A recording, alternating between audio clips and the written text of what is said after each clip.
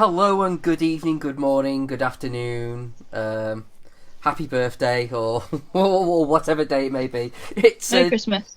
Yeah, exactly. A Christmas commentary. No, it's not Christmas commentary. It's Do You Expect Us to Talk commentary time. And we just finished a Mission Impossible series, and we thought we'd stretch out just a little bit. We'd just eke out just one more episode with a commentary. And I should introduce everyone because I always forget to do this. I am, of course, Cinematronics, or Chris, as I'm otherwise known. I'm not called Cinematronics. That'd be Did weird. you forget what you were called? No, not at all. But I forgot to introduce you guys. It is David and Rebecca. Good evening, folks. Hello. Yeah, so as I said, we're doing commentary, and we put it to a poll, didn't we, Dave? We did put it to a poll. To be fair, if you do it on Twitter, you're only given 4 options. So we literally decided we had to drop 2, and then you're into basically, let's do the worst one or one of the 3 best. So we cut it down to Mission Impossible 2 and then the last 3 films that in the series. So Ghost Protocol onwards. And it was Mission Impossible 2 that won the vote. Yeah, didn't surprise me. I actually thought Mission Impossible 2 would walk the vote, and it actually squeaked over the line over Fallout. Yeah, I thought Fallout would have won actually going into it. I was surprised how initially popular this one is, but I don't know if that's because our listeners, our very good listeners, enjoyed our review of Mission Impossible 2 so much, or whether we enjoyed our review of Mission Impossible 2. To be fair, yeah, we did. We probably had more fun recording that than any other show in this series. Having said that, there's a part of me that thinks we're kind of defeating the objects of continuing. Because we've done the last 4 films, maybe we've really enjoyed, and we're but we're loving Mission Impossible. Let's go on, and we're going on to go back and revisit the really bad one that bears no relationship at all to Fallout. So or any of the other films. No, it totally stands alone. It's quite interesting listening to Macquarie try to be diplomatic about it, which he manages, but you know damn well it's you'll talk about it as part of its time and things. He's just like being that. very gracious, isn't But he? basically you just know he's it's crap compared to the rest of it. Yeah, he's trying to be polite, but at the same time he's well, actually it's shit. Yeah, so that's the one we're covering tonight. It won with about just over a third of the vote, I think, out of the 4 films. So thanks to everybody that voted. Much appreciated. But they all got votes, so there was interest in all of them from people, so that was good. I reckon if we included 3, that might have scraped it for some weird reason. Or maybe if we let it run a little bit longer, because obviously we gave it a long time, but I had to chop it off there and then. But I don't know, Hubby said they'll give it to the end of next week or something. It might, I think it might have just nipped past the post there. Well, 3 wouldn't because it wasn't on there, but I take your point. If we were able to put all the options to give it enough time, maybe. Another one would have won, I think. But yeah, I guess. But so that's what we're doing tonight.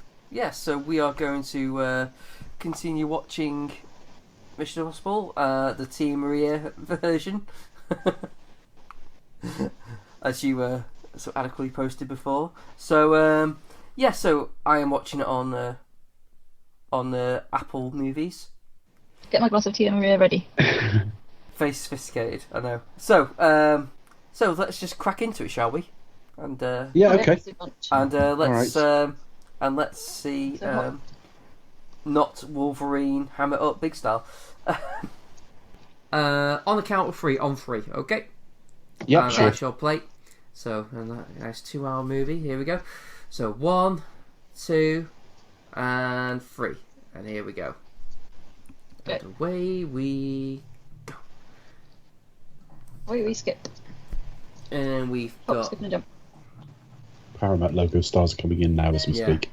Because it's difficult to time, but we're all on slightly different formats and stuff. So I'm watching the Blu-ray. What are you guys watching?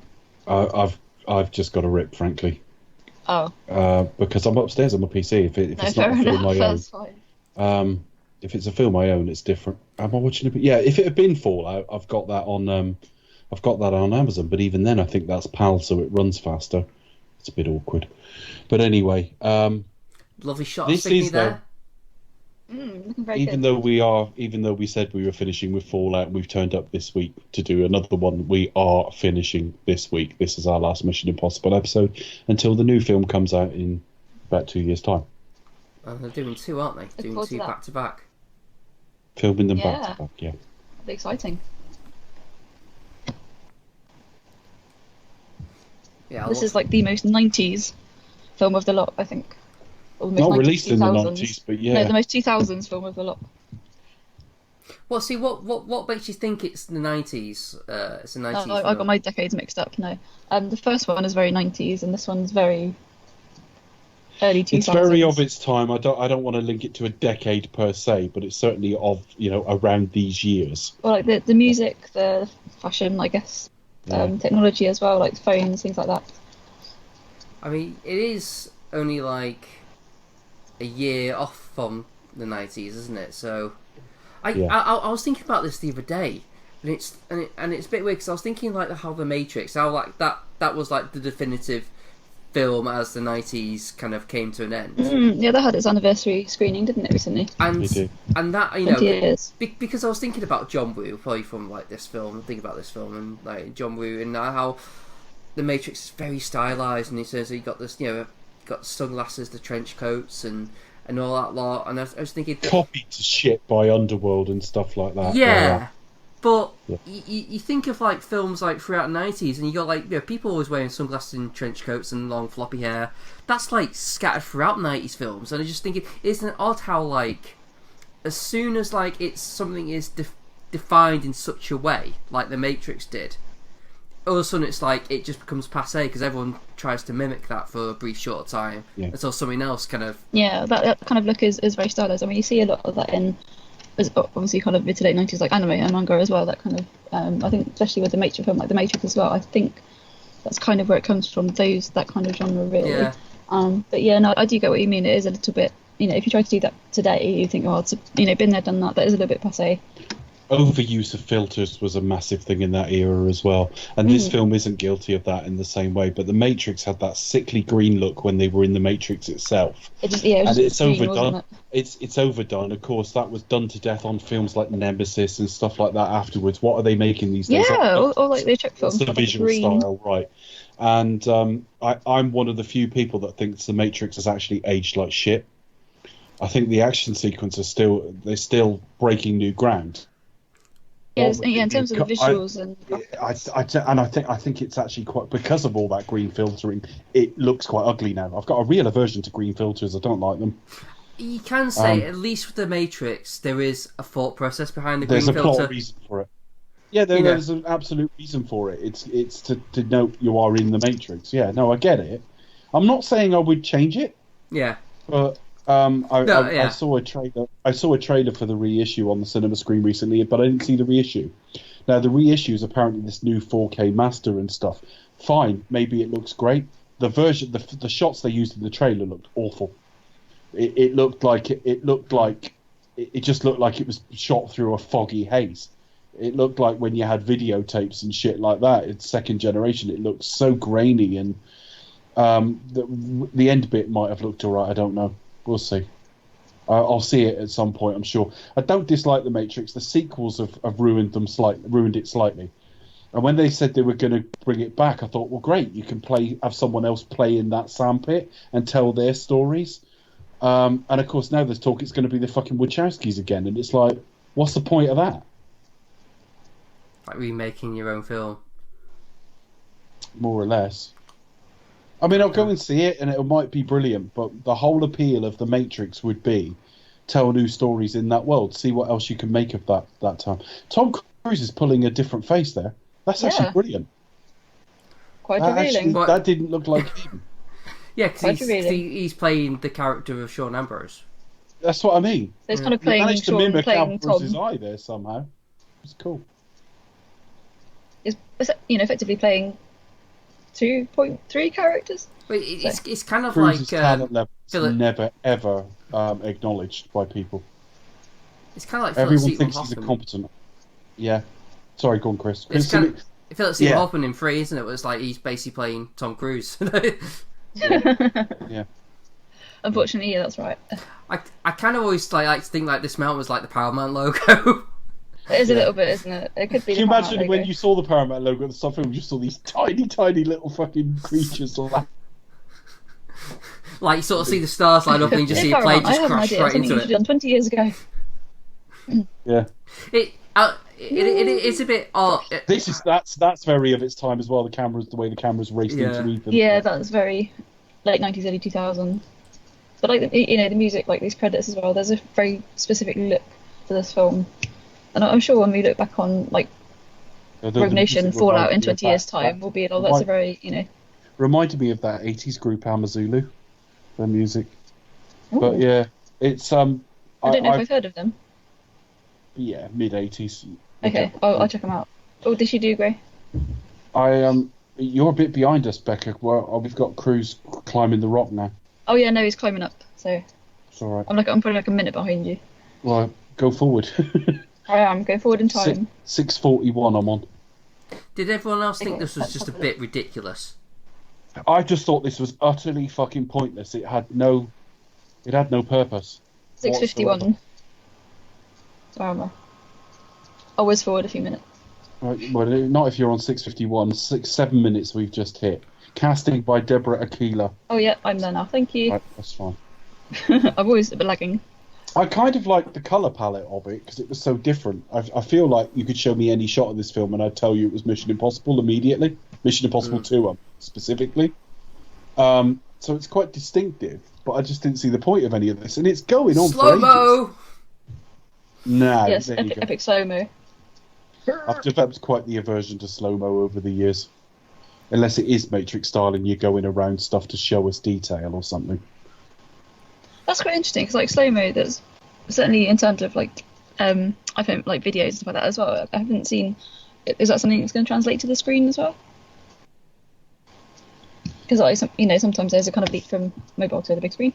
I wonder if that's going to start kind of infiltrating. Just as a visual technique, I doubt it. But No, I mean, I think it depends. I mean, the odd use of it here and there as a tick, fine. I don't really like over-the-top director ticks anyway, but I think, I mean, the one that really made me laugh was one of the Resident Evil films. It's probably in all of them, but I certainly remember in one, we were sat in the cinema joking that there was probably only 17 minutes of footage, but they were slowing down so much of it, they stretched it out to like 90. every other scene was slow-mo. That was pathetic.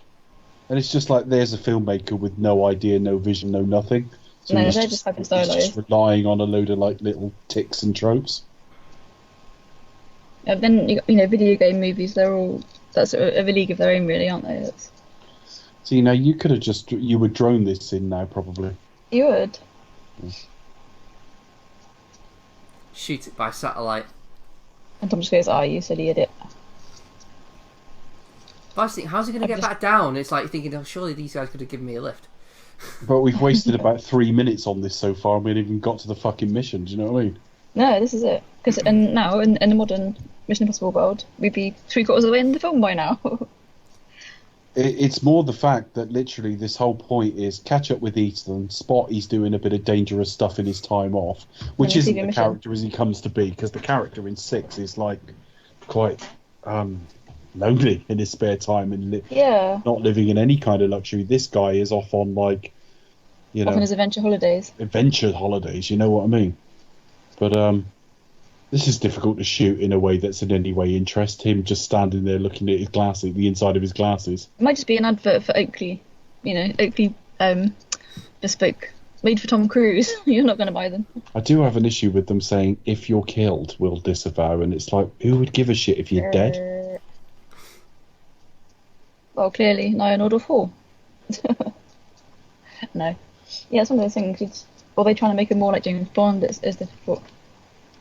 Yeah, holiday. you keep saying that and it's fine, but I don't see a huge amount of Bond in this series at all. No. I obviously, if it's got a spy element and they're going to different places in the world and there's action, And you've got the gadgets. but very He little takes most of the action. boxes there. I mean, put it this way: there's more fucking. Yeah, but I mean, even Bond. I mean, No, it's when was the last jokes, time? really.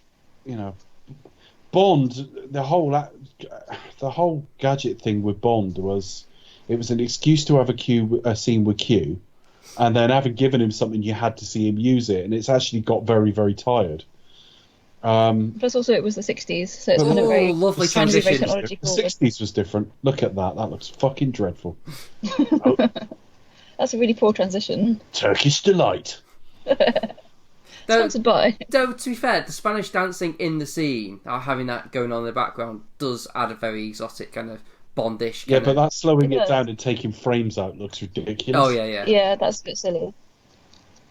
It's like, what does it add? What does it add? Go on, John Woo, what were you thinking?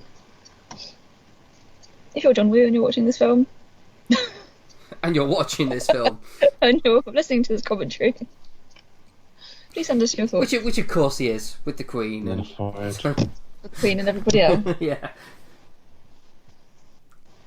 That'd be nice. Trying out his action moves on Riddick Bowe. Judo chap. Michael Aspel's waiting to hit the Force Coaster Ronnie Corbett's just appearing for calm. Here we go. The slow moving dress and the Slow moving Walking on green screen. mechanism. over ice. Yeah. We should Baileys. start a drinking game, like every time there's a slow mo. Shot. He would be dead. That I think there's a gif of that. It looks stupid because it's clearly not in the same shot either. It's so badly composited, but badly is an interpretive word because objectively that there is really bad compositing, but it's deliberate. I think it's deliberately stylized to look like that. So John Woo thought that looked good. He didn't just try an effect and it didn't work. And that's like, here's the best I can do. That was the 2000s for you. Probably the poorest decade for cinema. Well, at least the first part of it was. First half. Tandy, she was interviewed about.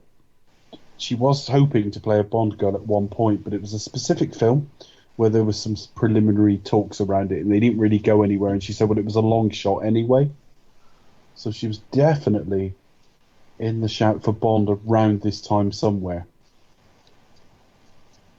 Yeah, think she'd have been it would have been Brosnan, wouldn't it? Would have Well, been. it would have been World's Not Enough. Yeah. Tomorrow Never Die Another Day, one of the two.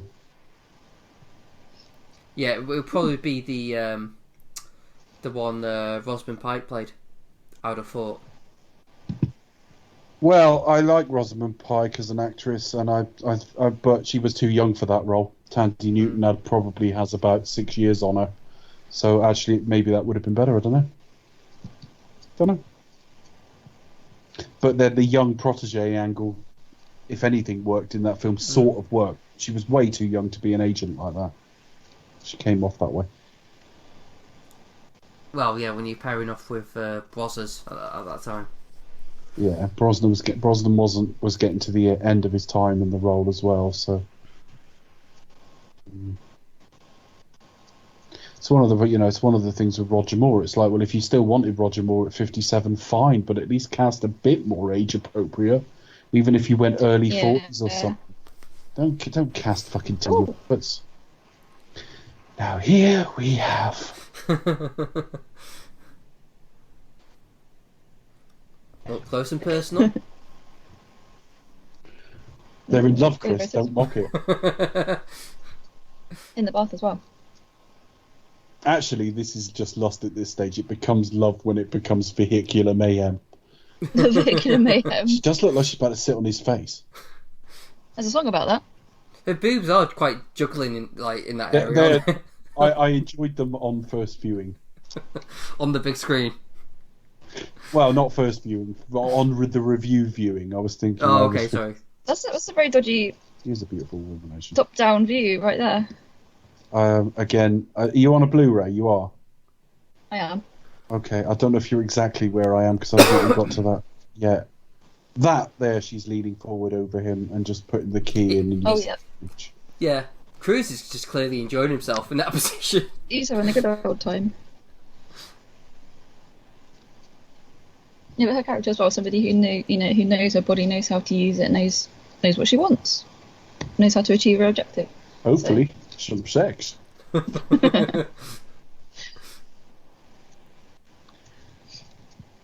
and he does the same as well. kind of uses his charms.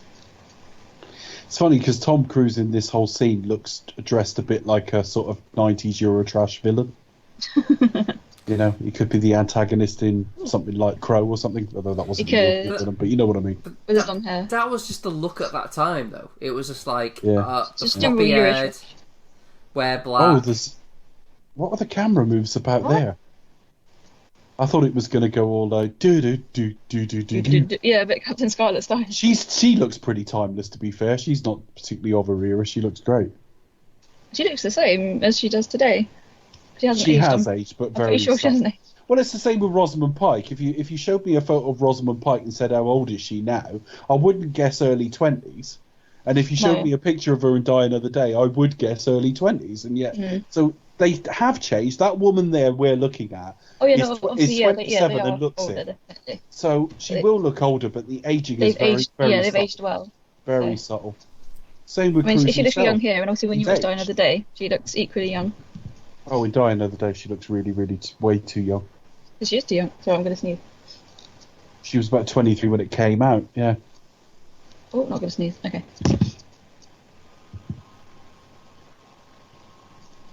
Yeah, had she not made Die Another Day, then she might have been Lady Penelope in the Thunderbirds film, which came out a few years later, so could have been a different world. Well, I was surprised Sophia Myles didn't become a bigger star. Oh no, she's lovely. She looked amazing in that film. I didn't see the film, to be honest. I just saw publicity stills for it. I have seen her in Helen Foe. But Rosamund Pike would be right for that sort of character. Helen Foe's a good film. But, I don't know. I mean, I've seen little bits of Thunderbirds Go and stuff like that. I've seen the point. Isn't the fact that it's marionettes half the point? If you're not going to do it marionettes, aren't you losing half of what it is? Yes and no. But then you kind of got New Captain Scarlet, which came out mid 2000s, but I think around the same sort of time as like Doctor Who reboot, I think. Right. But again, that was animated, wasn't it?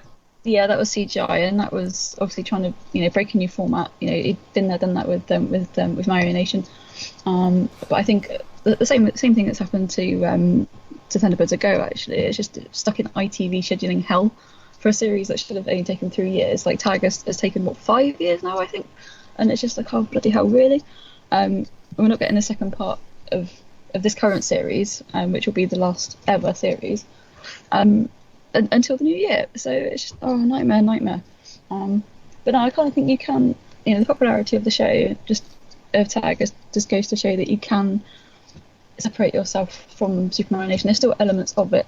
Within the makeup and the build up of the characters themselves, there are little callbacks to their Marionation counterparts.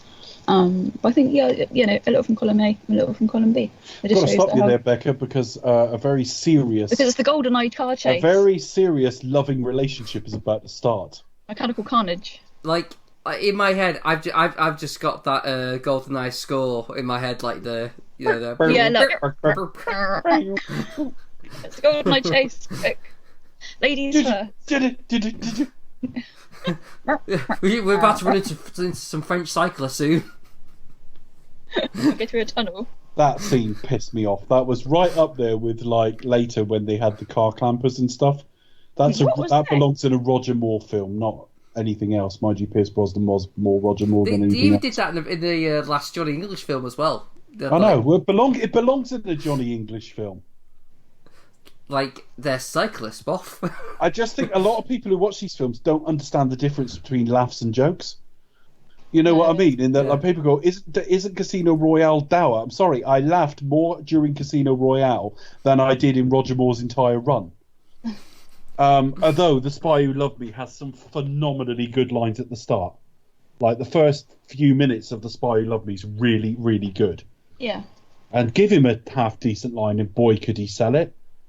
But, Roger could do it. But, definitely. like, most of his films is full of a load of goofing around that ain't funny. Did anyone laugh at the Tarzan yell? Really? you might have done Sit. And that it's not funny. Whereas, like, so it's like, well, might need this to play with the rasp. He's far funnier, and it's like, no, he's not. That last hand nearly killed me was like way funnier. That's more clever. That's more It's a much cleverer line, though, isn't it? It got a laugh. It got a laugh. Lovely lines or whatever. But he sold it as well. He did, That's exactly. that probably puts him slightly ahead of Dalton. Well, it's slow-mo and hair flicking. Dalton couldn't do the lines at all. He was very serious. But, That was Dalton's I problem, always but not kind of really felt- problem, but he took himself very seriously. I always felt with Dalton, they were still sort of figuring that stuff out. Chris, hold that thought. Quick, Watch as two people fall in love. I'm dangling. How's this car not already falling off anyway? I know, we'll just stay in like a car that's hanging off the edge. It's the power of and he's still in the seat that's nearest to the fall. Yeah, that's so Anyway, the other dangerous. side. Hang on, lads, I got an idea. It's like you're not even going to close the door just to be. No, just back to Dalton quickly. The thing with Dalton that really, really like just summed it up for me is right near the end of License to Kill, where it's all like going south, and he says it looks like he reached a dead end or something like that. He said that he spat that line out as quickly as possible and ran straight onto something else, almost like the line's not very funny and I'm not suited to this stuff anyway, so I'll just say it quickly. What? I mean, yeah. What was his other one? It's like I gave him the boot. That was the other one, wasn't it? That was probably his He best was all right one. sometimes. It depends. I think a lot of it might have been how much he believed in the line, because We've Nothing to Declare was funny. Yeah. In fact, it's slightly ruined by it, except this cello being added. We've Nothing to Declare's all you need to say. I don't know. Better I think make that too. Looks, I don't know. Oh no, Chris, he's lost his love already. Oh dear, what a shame. Oh no! He's, Oh, thank God. oh no! It's actually stayed, and he's like, oh damn, what do I do? I'm in love with this beautiful thing. It's so real. I could watch it for hours. I'm a bit creepy like that. God.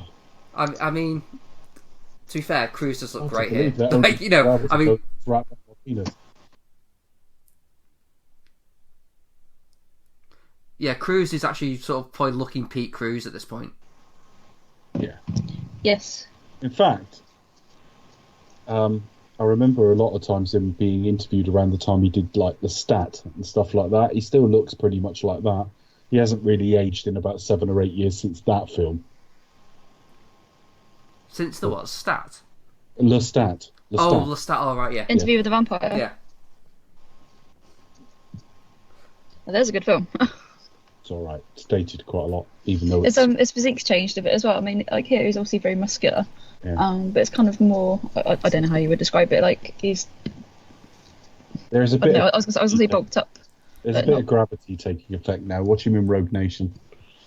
I would tend to agree, definitely. But he's still obviously very physically fit No, it's and looks the extreme. part as well. He looks amazing. We're just saying. Yeah, it looks incredible. A lot of people talk like he never ages, and it's like, well, That'd be of course he amazing, is. if we get to his age and look, I'm not amazed that we Mary could Kay, but if you, stop. I'd be you know, amazed have if we that get to have his that age, to lifestyle. be honest. I don't know. You seen that Top Gun. Top Gear, really? Top Gear, he was on that. He was, Yeah. he was on it one time. That was around the time he made Night and Day, because Cameron Diaz was on it with him. That's one of those films where whenever it's on, I think, oh yeah, I must watch it, and then I don't. Sorry, Oh, there he is.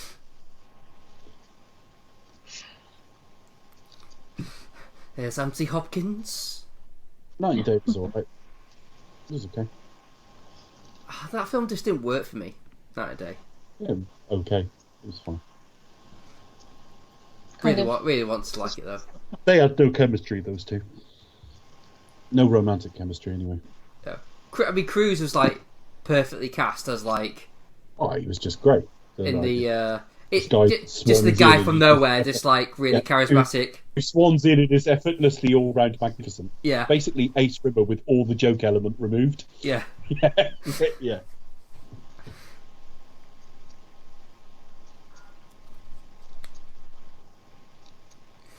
Yeah, I've always like there's another thing with the Mission Impossible. Like each one of the bosses are different every film. Yeah, and yeah, He's Andrew never had Hopkins wasn't. he's never had a mainstay M. They've only carried over once, and that's just to kill him off. Yeah. Oh yeah, true. Why would anyone take that job? Oh no, it's the man who died, and Tom will have a good think about his lab work later. Have a good play. We need lots of shots of Tom really taking it in. Looking all stern and serious. Because this is a serious plot, Chris. Lives are at risk. And he's in love as well. He mustn't know whether he's... I was going to say coming or going, but there's a joke in there, and I don't mean one. Is he coming in her or going on a mission? First you come, then you go. Yeah. Unless of course you're going to come. Yeah. Often quite close together till you develop some manners.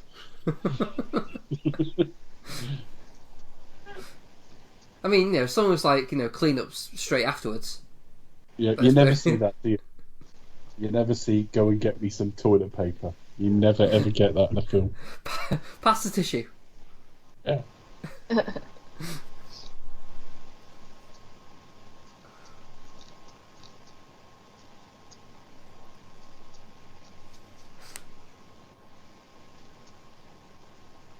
This scene's too long. It just always... I keep on about this, but drop the sound out just to see how a film feels like it's being paced. The scene's too long.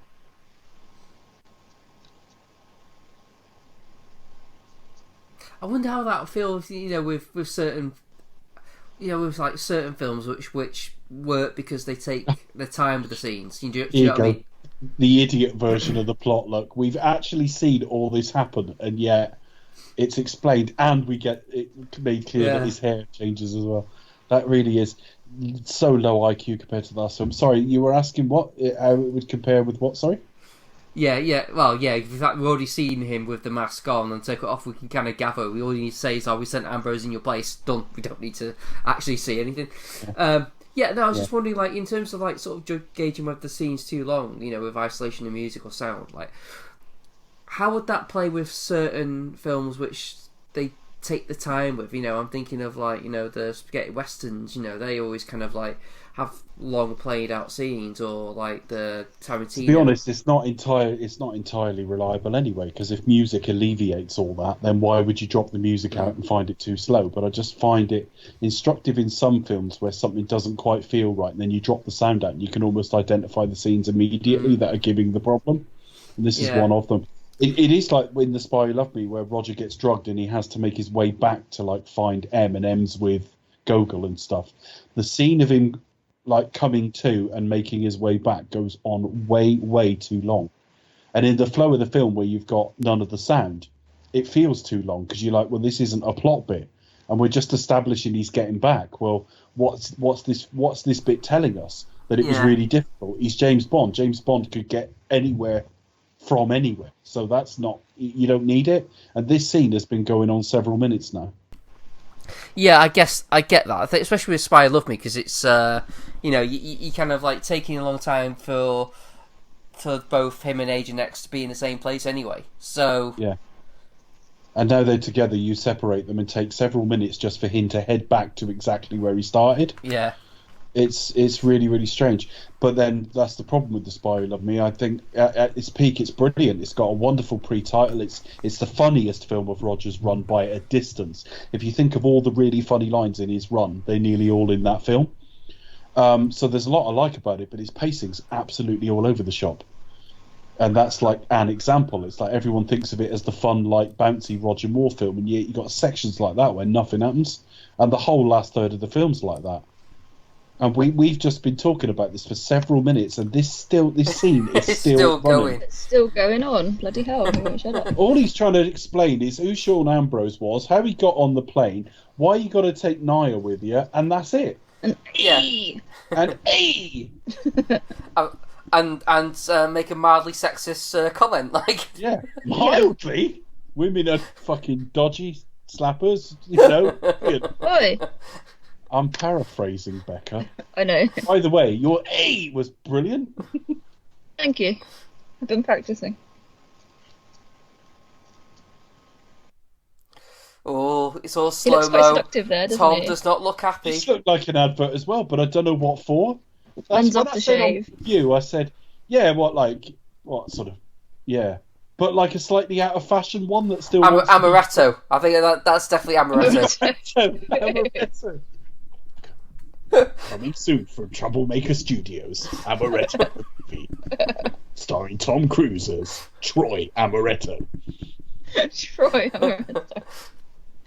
Oh, that's fabulous. When does this take my money? I want to see this film. Honestly, if I heard Tom Cruise was in a film called from Troublemaker Studios as a character called Troy Amaretto, Oh, Troy. I'd be Fabulous. there opening. I'd be there. He still of him was looking really serious in front of a bonfire. I'd be there opening night. Definitely. See, she's my looking money. at footage of this like play, but I see no fucking body. She'd be like, "Well, I can't see any body, so why would I care?" That proves fuck all. A plane, what? That plane could have fucking been abandoned there. Yeah.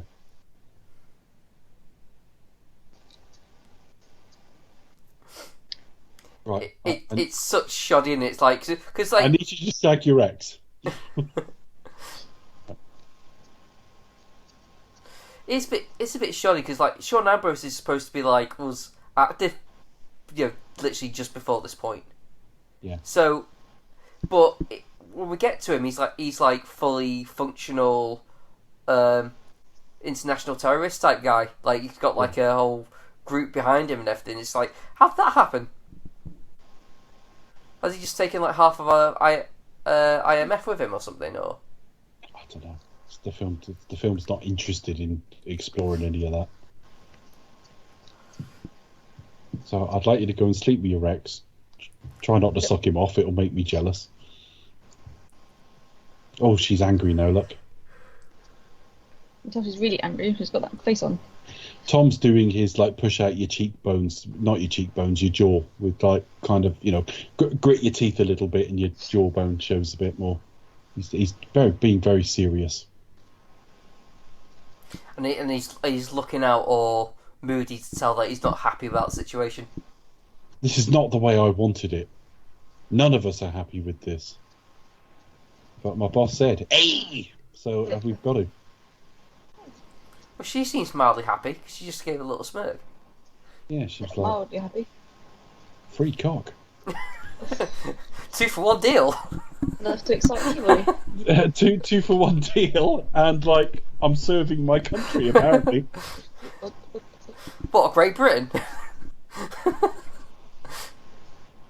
Well, I'm serving a country. That doesn't really work as a patriotic statement, does it?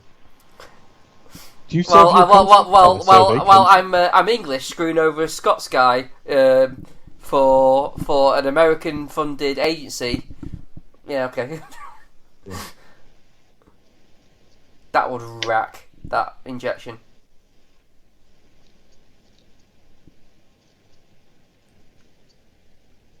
Yeah, it's putting her in prison and falsifying some sort of crime, knowing he'll be scanning the airwaves and find it. That implies he's sort of looking for her. Oh, look at that for a shit graphic. That's really bad. It's like he's typing at the end of an episode of Doogie Howser, MD. Doogie House. And today I went Referencing all on the a classics date with tonight, aren't we? Wanda or whatever she's called. We're not ready to get physical with each other yet, so I'll carry on being, I don't know, a doctor or some shit. Look at that for a terrible load of shots. All the shots look kind of strangely processed. It's like when back in the era of like everything being optical, where you had to put like effects on a shot, it would sort of soften and degrade what was already there because you had to do a sort of second generation. And everything in this looks like that. Like everything was added afterwards, and I doubt it was. Let's go. So this Billy Baird character makes absolutely no impact. Why do they keep shooting in with the camera like that? Oh, look, it's that guy. His face is full screen. We don't need to go in any closer. I think it's like, well, they're in location, so why not? It may as well be Crocodile Dundee. It might be, yeah. There's a film I've not seen for a few years. No. Yeah, likewise. That film wouldn't get greenlit now. No. it's not a film to think about, really. Because it's only really like a film. I mean, it's basically sort of like the Australian equivalent of Keith Lemon the movie, Yeah. but with bigger budget and it was massively successful. Yeah. unlike Keith Lemon the movie. Oh god, that's terrible. Put it in the I've bin. not seen it. Oh, you Put don't it want in to. the bin. I don't really. It's offensive. Well, I mean, I saw the poster and like Kelly Brook was on it, and like Kelly Brook is stunningly beautiful, but her being in a film is not a suggestion it's going to be great. So, you know, It did have one joke that made me like laugh, and it was just literally just a brief shot of a coach going to Leeds, and on of it it just had Leeds. that's it. that was it. That's a northern joke. Yeah, Leeds.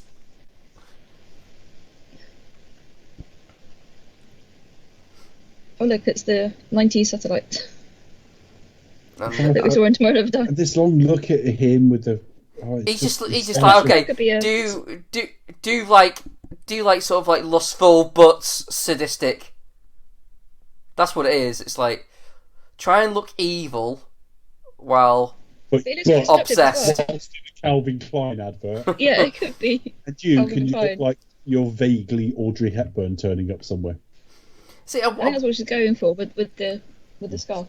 why is the Australian guy like wearing like a big heavy jacket and a hat? Like surely he'd be roasting in this weather. I know he should be wearing a hat with a load of corks on it because he is that much of a. They're not that far apart. Why is it taking them a week to fucking cancel each other? See, It's like that scene see, in, he looks like he's having like a really intense wank. That's what. I know. Is she there yet? It's like- taken a long time to He get looks there. like he's at that stage where you've locked on. You know what I mean? There's no turning back now. Yeah. You are gonna. But you're not actually firing. It's just the point where you get a bit serious. He's at that stage. Oh, got it all over your scarf. Sorry, dear. I was gonna make like sort of like a pearl necklace joke there, but Yeah, this was filmed by like a normal fucking director. It'd be about 47 minutes long, wouldn't it? Because we've had 38 minutes so far for, I reckon, about half that in actual like proper film length.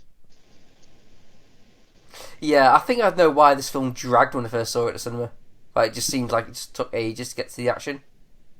Yeah, it does. It's all that stuff about Anthony Hopkins. Well, you know, when he's rock climbing at the start, yeah, it's awesome as like a feat of he's doing it, but all the excitement's taken out of it by throwing slow-mo in and like whip pans and crash zooms and shit. It's awful. And nothing's more cinematic than seeing a bunch of sheep in the background. I mean, got to make best use of our location. I don't know. Just They've just made another Shaun the Sheep movie. It's going to be released cinematically, Chris. Can't see why you're ragging on sheep. some random wait for that. farm somewhere. Looking forward to it. It should be good. What would you... So you're running a sheep farm in the middle of nowhere, and someone comes up to you or rings you or maybe even turns up on the door looking fairly wealthy, and they explain they want to use your farm for location in a Mission Impossible film. Yes, please. You would wonder what the hell that scene's going to be. Somebody flashes the cash in your face, you'd be like, yeah, that's fine. Christ almighty, she's turned up on a boat that's about 10 yards from where she stood, and it's taken them half an hour to get inside. I've just spotted that piece of work, which is that painting, which is just a painting Just of a a boat. boat. Yeah, I'm like, why would anyone fucking pay money for that? What, on the wall there? Yeah. He probably did it himself. I can't quite see it. I haven't It's- seen it in focus yet.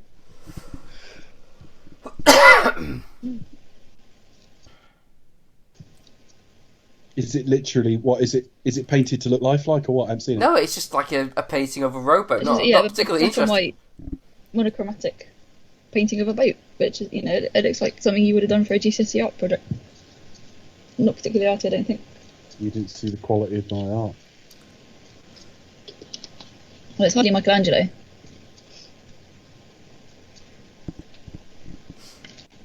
she's been all More seductive. like Beverly D'Angelo. More like Beverly D'Angelo. The character of Luther, do you think he gets less fashion? Can't speak. Fashion centric, fashion obsessed. I don't know. I mean, Yeah. he always looks very smartly turned out. But He's very much a in the clothes early films, horse. he was like, "Oh, my shoes, you know, my coat." Becca's saying, do you sense it lessening? Oh, the right. books? Yes, in the last film or so. He seems to be a bit more practical. Yeah, I mean, he still looks immaculately turned out. He looks very well dressed, but doesn't script-wise. He's more hands-on, isn't he? I guess he just got Maybe fed that's his character arc. I guess he just got fed up with like people shooting at his Versace. Yeah. Doug Ray Scott looks vaguely stoned there. He does a little bit, doesn't he? He's a bit mono expression in this face, mono expressive.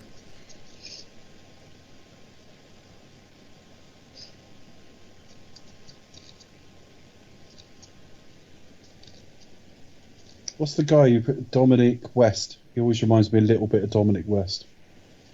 Oh yeah. From the Wire, just a little bit, just a general air. Not they're hardly like identical or anything.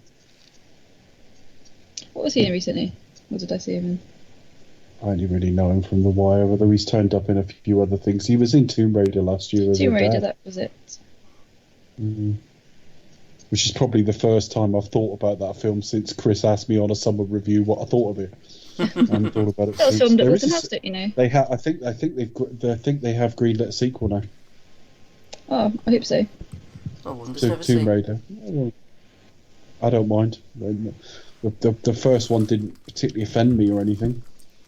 I'd watch another one, but there's It's one of the, as video game Needs movies to go, be- I think that was probably it's not amazing, but it's one of the better needs ones. to be better than that though. Oh no, definitely.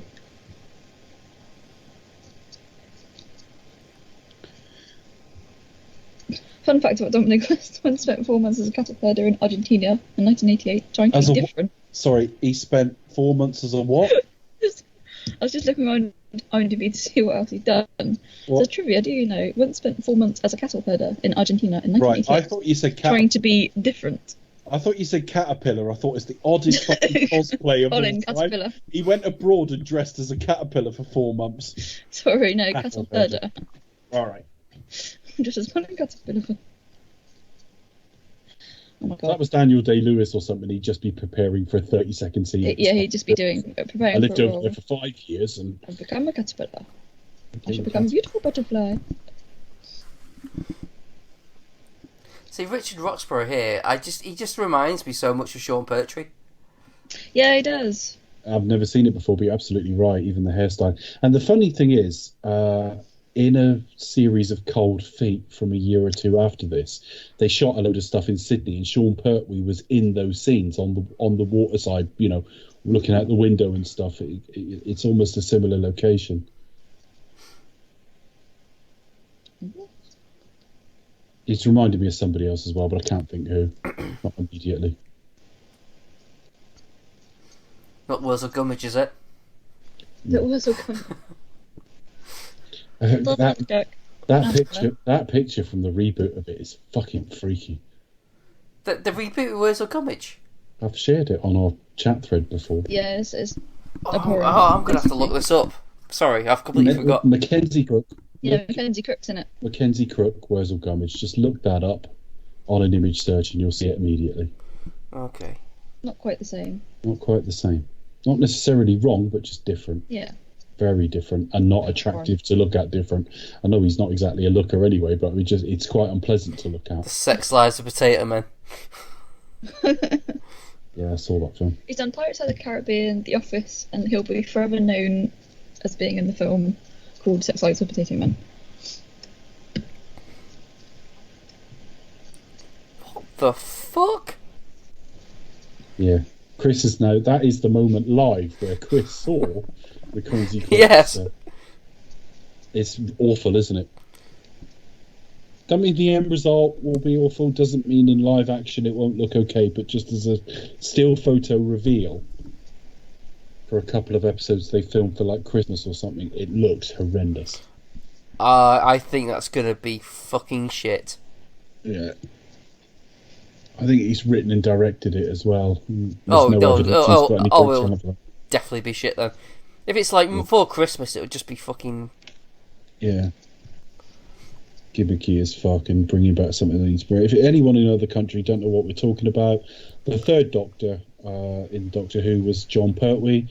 I know him best though because when I was a very young child, he played basically a sentient scarecrow called Wurzel Gummidge. That's based on a series of books.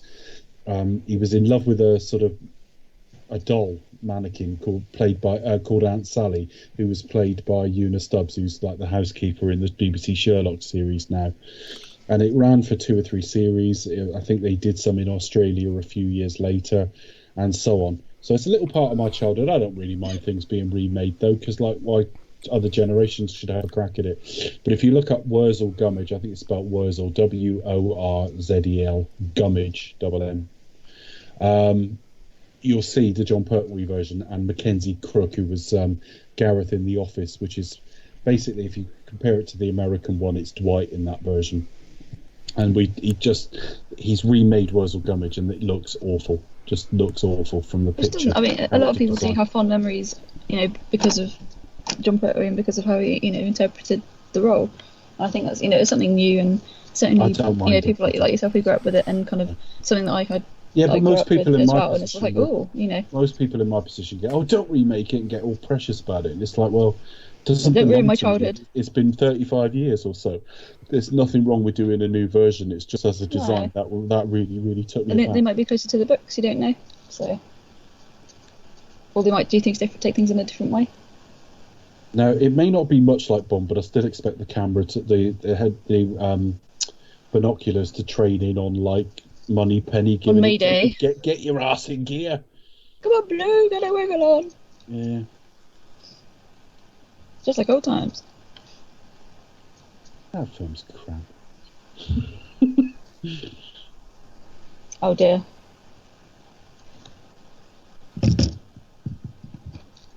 What was that big crash? You dropped what there? I dropped my phone. Oh. Oh, someone stopped. It's one of those days. It's quite hot. It's experiencing a heat wave here in the UK. It's quite hot.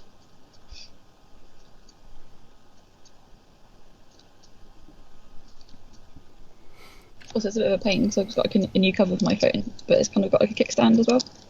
Careful. So it doesn't sit flat. It's a little bit raised up, where it's got a stand. So, but when I drop it, it doesn't break. So yay! Brendan Gleeson always looks about the same as well. Yeah, he doesn't change even now. Not now, but when you see him in the Harry Potter films, or I mean, basically, Ving Rhames he looks the same. Slowly puts weight on. That's about it. But like, yeah, doesn't look that different. Do you think his son will like just suddenly just like we're doing all of do him. you think he'll look the same for about like 10, 20 years and all of a sudden just like put on a load of weight just like his That's dad? what he'll turn into. 50 years time.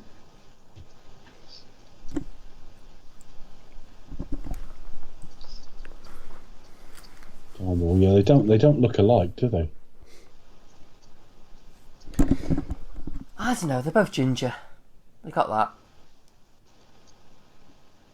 Right.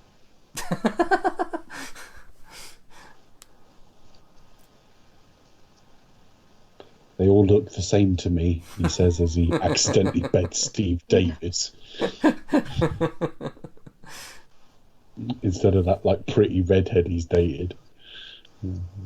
See, what's with them like sort of zoom into the eyes? That's what I've been saying since the start of the film. The camera just like every now and again randomly goes in like a few weeks. It looks fucking stupid. It's quite obnoxiously made, and scenes are going on too long. And Tom Cruise is almost too still in this film. Every time the camera's on him, his head isn't fucking moving at all. Yeah, like sort of, like the camera tends to move around Tom Cruise. Yeah.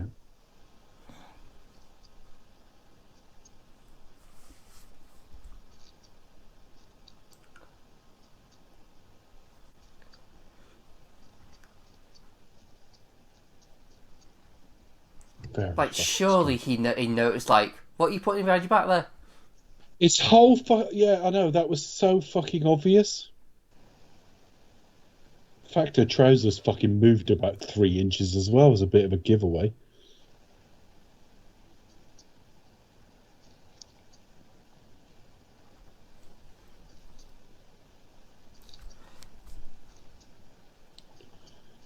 At this point of the film, I'm struggling to remember what the action sequences are, because the film's just got no momentum in it at all.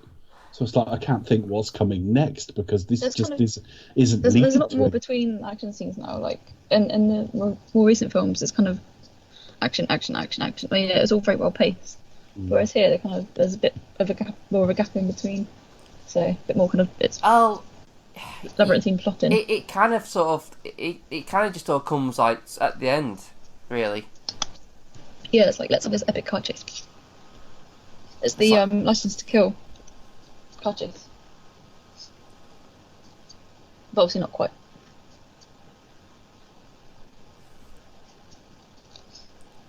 I just think like the location scouting in this film isn't really on point, really. There's very little inventiveness in any of the sort of shot making outside, is there? Mm.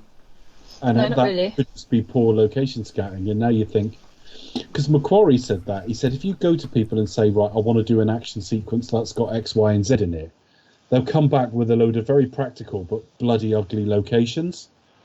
He said, so if you just get them to show you the whole scope of an area, you can design something around it. You pick a nice location first that's got a little bit of variation to it that you can design something around. It's one way to do it. I've never known it that way. I've never seen anyone else ever describe it that way. But it's interesting when you actually look at this film and just go, you did nothing with your location. There is a certain style of sort of grain in the film stock of this and the colour saturation that's very of its time as well. I do think a lot of what dates a film pre-digital is when its film stock comes from. Because the 60s Bond, I think they used much lusher, more expensive, lavish film stock than they did in the 80s, because the 80s films just never ever looked as good. Even when they were new, they didn't look as good as the 60s ones. Can't believe how long this scene's going on for as well. Yeah, it's a really long scene. It's meant to be tense, you know, for the changeover and stuff, but they're cramming in a load of exposition. I don't think this is the place to do it. Oh god. She should know this by now. She should have gone to him knowing this, Yeah, it's because that would have made her mission that much more unpalatable for a start. Yeah, Image is unpalatable. it should have been something when she turned up to Sean Ambrose, and Ambrose would have like shown her. Like, Something like that, or even, you know, the should you choose to accept this angle to it, it's like what she's got to do is really unpalatable, because look what a monster he is. Mm. She's finding this out now, and it's just not really working. And this guy is just wasted. Richard Roxburgh's better than this film. I'm trying to think what else he's been in apart from I know Van he's worked with Helsing. Asner. And I'll see Moulin Rouge. There's another one. Moulin Rouge is what I know him best for, because, like I say, my girlfriend of that era adored Moulin Rouge. So in the last literally few months of our relationship, I saw it quite a few times because she really loved it. And for the role he was meant to play, it worked really well. Definitely. I think he put on a flowing accent for that as well. So Van Helsing was all, I didn't get through Van Helsing. It was so bad. I didn't get through the ride at Universal because it was quite scary. I was watching. Yeah, but that could be. This is you, Becca. It was probably a teacup ride or something. You're not the hardest core on these things, I know. No. But Van Helsing, I was watching Kate Beckinsale in it, and she I honestly, you'd have thought it was a comedy film. Oh. What a shame. It's really not very good.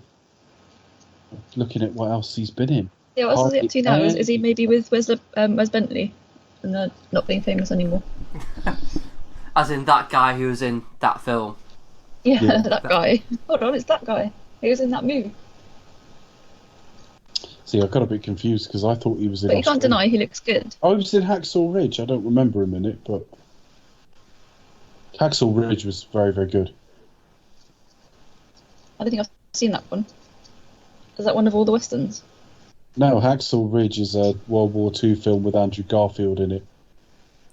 Directed by Mel Gibson, well. which is possibly why you avoided it, but it's excellent. Well, it's got 'Cause, Andrew Garfield in it. I shall he plays move a past the Mel Gibson he and- plays a conscientious objector who goes to war anyhow. So he's on the battlefield completely unarmed as a medic. It's based on a true story. Oh. It Absolutely. is a really remarkable story. It's a great film. It's a really good film, Becky. You won't regret it. I'll check it out. And with knowing your sensibility, some of the battlefield stuff, I think, as I recall, is a bit bloody, but you Okay, get past that, you'll be all right. thank you. Yeah, he also played M in the League of Extraordinary Gentlemen.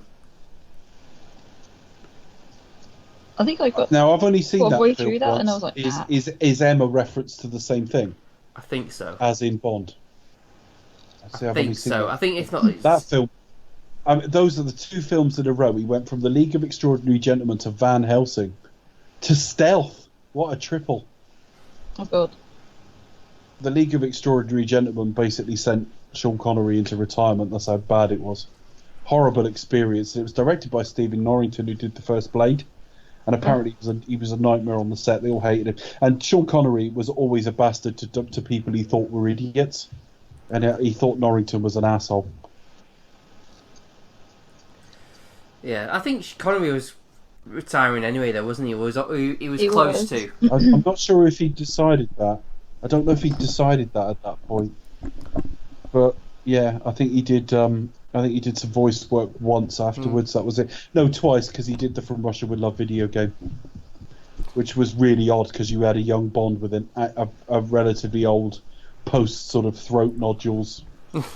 Sean Connery voicing it. His voice didn't sound the same, but I like the idea of a period Bond video game though. Even if you made it unlike any of the current Bonds, if you had a video game continuity with a different Bond, one you designed, and had that between the films, and every now and again the Fleming Foundation put out a book, and they were consistent on the era they did them in as well, and maybe you had 3 different continuities for 3 different audiences, and the film one was like modern day with whoever is Bond at that point. I think that would be really good. You could do like a Netflix series of 60s Bond, couldn't you? Yeah, they got to be careful though, because they wouldn't want to devalue the films, and putting it on TV is a bit awkward. But so I'm just wondering, could you do that as a video game? But would video games set in the 60s sell? I don't know. Yeah, I wonder what the figures were for the From Russia with Love game that Connery did. No idea. Probably not very high. Let's have a They look. didn't own Spectre back then, so they had to call Spectre Octopus in it. Yeah, that was I very never dodgy. played it. I've seen footage of it though. It's quite good from what I remember. I I played bought a it and few played of it back in the the day. games. So I quite enjoyed Bloodstone. I did up to a point. Some of the cutscenes were a little bit, I don't know, a bit ham-fisted. The problem is they turn into shooters, and it doesn't work with Bond. Because That's Bond what does happens kill with people, them. but he doesn't walk onto every site and kill 150 people. You know No, what I I mean? felt a bit like that with the Quantum of Solace game. I think that's kind of where I fell off, and then obviously you had 007 Legends and which is one of the worst GoldenEye Rogue which is Agent. one of the worst sort of budgety games ever made. In It terms was a of, bit like, dodgy. that was fucking But then, like GoldenEye put onto the But it Wii, needs that some was I had inventiveness. really good fun with that one. It needs some inventiveness. It needs someone to say, right, let's either you do go with the current Bond and you have him voice it, because Craig voiced Bloodstone, but he didn't voice anything afterwards. It was different, No, and it didn't even sound like him. It wasn't even an impression. It was someone with a much lighter voice and younger. But or you do say, let's design a Bond that's like the literary Bond. Do one that looks like that Daily Express comic strip or something. Do that. And and just have a separate continuity that's the films, and set it and set the games in a different era, so they're not treading on each other's toes. So you do have Bond having to go find a post office to send a telegram. There are no mobile phones, that sort of thing. Just an idea. And you could have like people after him and that, and You can't set the film's period because Bond then becomes a complete tribute act, and you're basically saying he's got nothing to say today. So once you go 60s with Bond, you'll never come back from that, and the series will die slowly. But you could do it in video games. Yeah, I get what you're I saying. think, especially as a large section of the Bond fan community crying out for a decent new Bond game, and yeah, that might be the way to go. Yeah, well, decent. They've been getting on for a decade. Yeah, they definitely. Well, certainly, arguably since GoldenEye 64. How did everyone feel about that Everything or Nothing? Oh, that was great. That was a great game. I didn't play it, but that was like that. another. I've played some of it on a demo or something. I played the first couple of scenes, and I've watched a bit more of that. It's like Brosnan's unofficial 5th entry. It was, yeah, and it was really good. I really enjoyed that game. Maya Was that the one with as well. That was the one with Willem Dafoe, wasn't it? Yeah. Yes, Was that as a devilish sounding name. That was the one. No, he is really good as well. Yeah, that one, Agent Under Fire and Nightfire. But it's kind of like unofficial like movie style game. I played the GoldenEye remake as well, which was basically Craig substituted in and all the character designs done differently. Yeah, that was a bit. But no, that was good fun though, because you could go and play classic scenes like from Goldfinger, Moonraker as Craig. So that was quite interesting. that was Legends. That was Legends. Oh, the Legends, the Release of Legends. Yeah. GoldenEye was kind of. Oh yeah, GoldenEye. Yeah, they put it on. So that was quite interesting. Sorry to interrupt, but if It's not- if Tom's there, then who's this? Who's this Hang person? on. Has he Oh got no, what's going on here? Yeah, I was actually amazed how like just knocked off sort of sent Brendan Gleeson to sleep with gas where they actually have like nasal specs.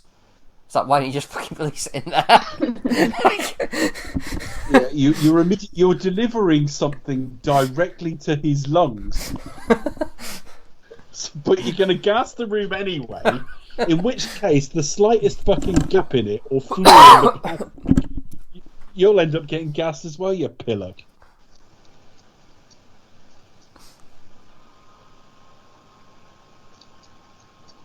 No, Worst no. To be fair, because usually with that there's normally cut to a oxygen thing, and you'd have to release it some way. I'm watching this, wondering if Tom Cruise thinks Doug Ray Scott's a shit actor.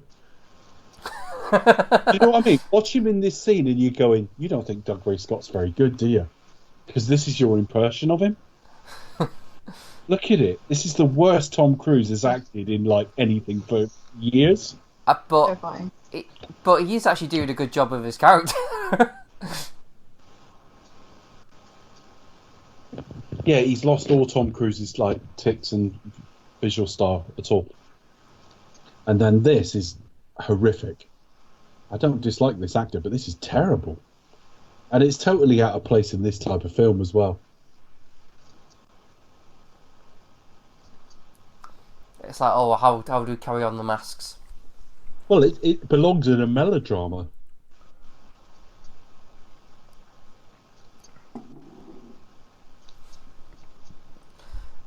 And he's giving it everything, isn't he? He's like, I was in love, but I was broken.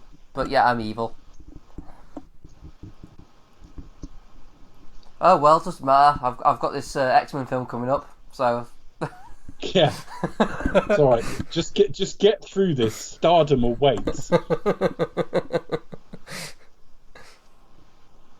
And we can't know for certain, but it looks really promising. That guy from The Usual Suspects, Jean-Luc Picard's in it. And I get to play like that Wolverine role. Everyone seems to like that. Everyone's like anticipating I get to that. play the real. I'm the lead. The fan favourite character. The stories from my perspective. It's going to be amazing.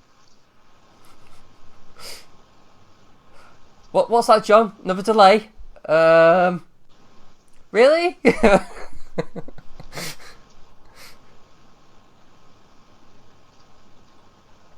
I mean, you can't guarantee a different actor would have had the same impact. No. I mean, I find it hard to believe the X-Men suddenly would have flopped if you'd stuck Doug Ray Scott in it.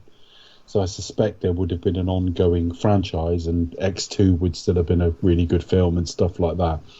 Whether you'd have got to the point that he'd have been so iconic that there'd have been like a clamour for stuff like Logan later on, that's more of a stretch because you're going on 16, 17 years or so from the original.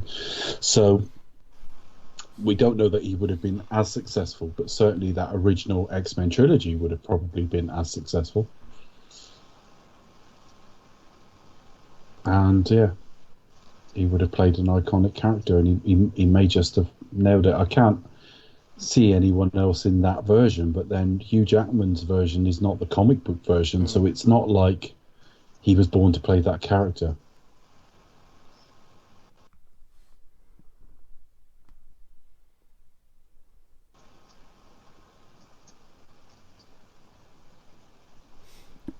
Now we're getting into Mission Impossible. About time they did. It's about time they did some impossibling. I'm gonna break into somewhere which will turn out to be fucking irrelevant because the bad guy's just gonna break in. Can I stand in front of a thin shaft of light so my eyes show up? Excellent, Yes, thank you. That is pretty nice, That's to be cool. fair. That's a cool shot. I know. You don't see many shots like that these days.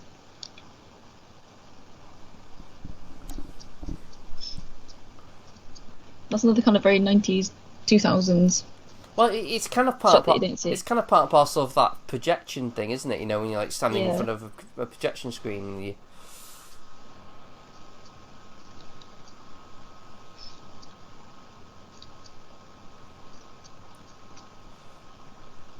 There's Tom looking all. You look so cool. Having a quick look at the set of Mission Impossible 3, bit of a preview there. Yes. Seeing what we were doing a few years down the line. Looking a little bit Dark Knight before its time, but Yeah, see? This film was very prophetic in all kinds of ways. probably the most scenic shot in the film. Yeah. It really makes use of location as well. Well, apart from the racing Well, scene. all we've been looking at is sort of browns and tans and like heavy sun. Just for variation, it's nice to be at night and presumably a little bit cooler. The nighttime scene looks really beautiful. And you've got the view of the bridge as well. It's really kind of using these iconic locations.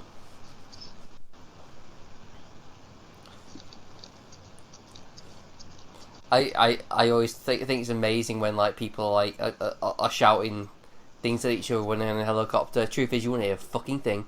No, you wouldn't. No, you wouldn't.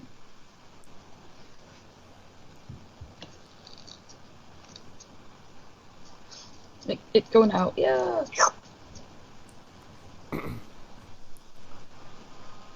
Oh, rainy. Oh, that looked green screen as fuck. It did.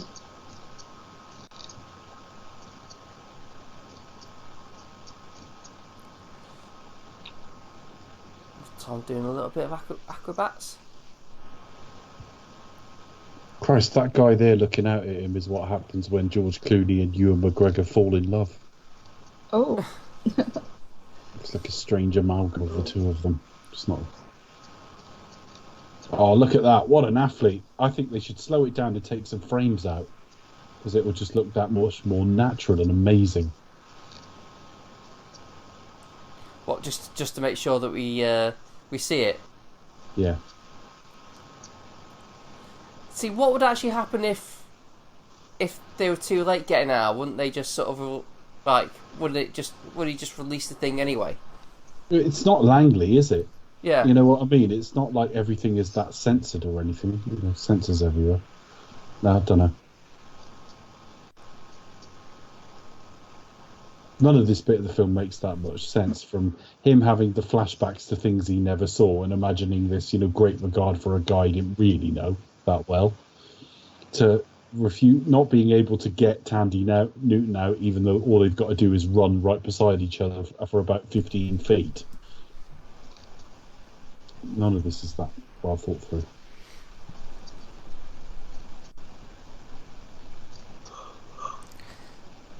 Excuse me.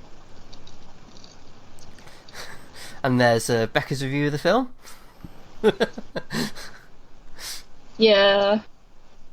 All the scenes are too long and none of the action has been thrilling yet, and they're about very soon to go into an absolute ton of action for the last part of the film.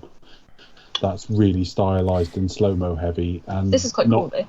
knocked into are cocked out by all the stuff that follows in the rest of the series.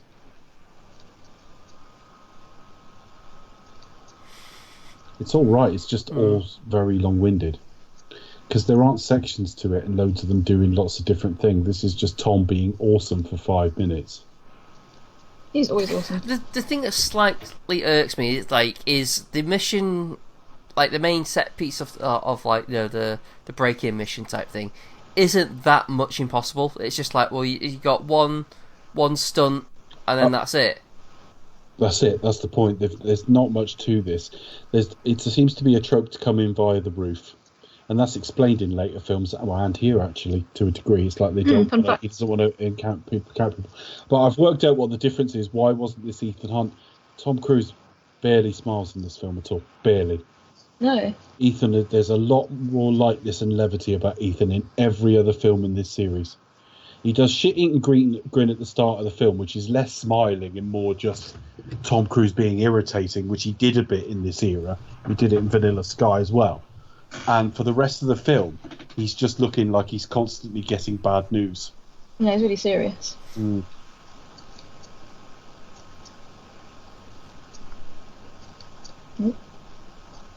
Putting his game face on. But also, not only that, like, you know, he breaks in. He does that one thing. Very shiny floor. And it's kind of like for nothing, because it's like if the whole aim was like, oh, I won't, you know, break in anywhere, and so no one gets harmed anyway. Well, the bad guy just shows up and just kills up all the security anyway. So it kind of feels a bit redundant.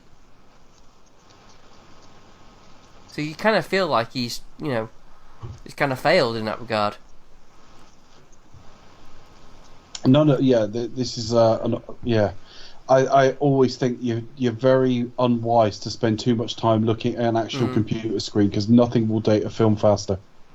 Never mention the specs. So when Natalia turns up in GoldenEye and actually says what computer she wants, cut that. It's already going to look a little bit dated because she's going to be on a cathode ray monitor and stuff. Yeah. But you can slow down the effects of all that by just not getting into specifics, and do not show us the screen too much. But all we're seeing here is screens. It's dating it terribly.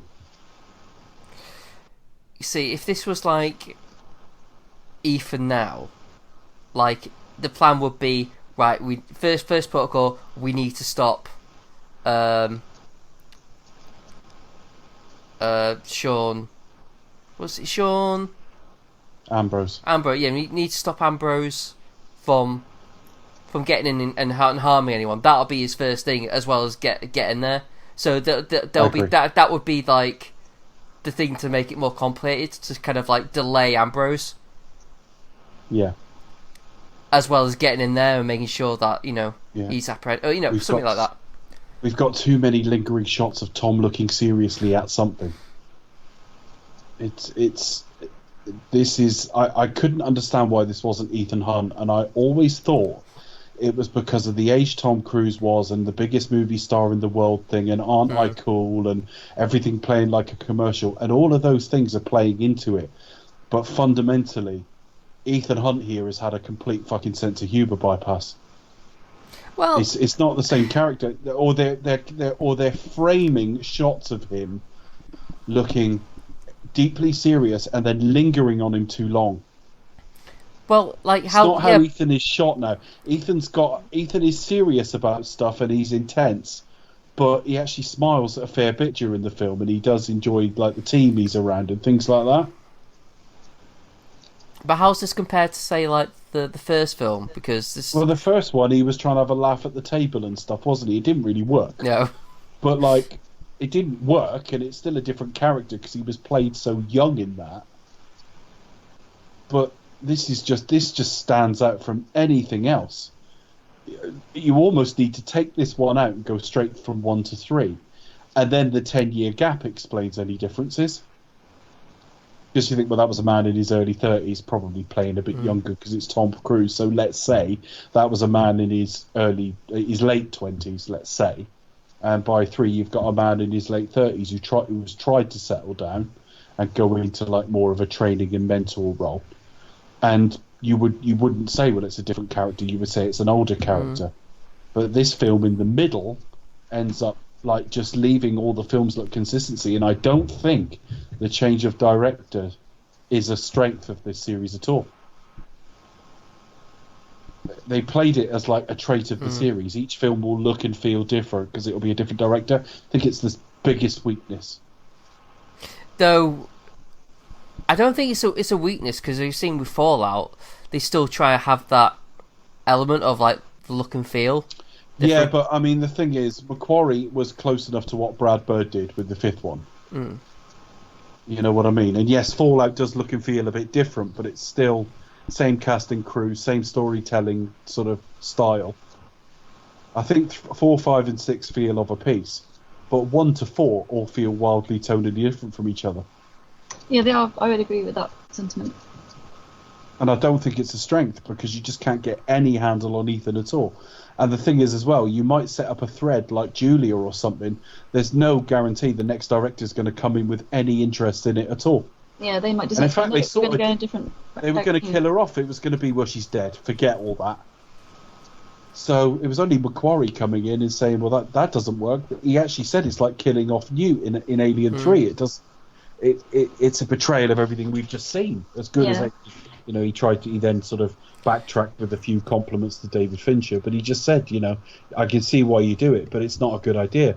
And it's the same with this. You set up threads, next director comes in, not interested.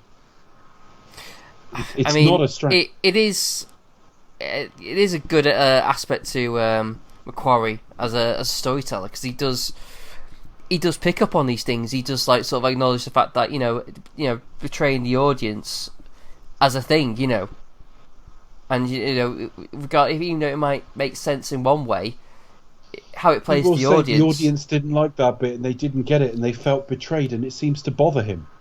He doesn't seem hurt by it. He's quite professional about the whole thing, but he's there to serve an audience. That's a lot of filmmakers seem to be there to further what they want to do, rather than about it being about who it's for.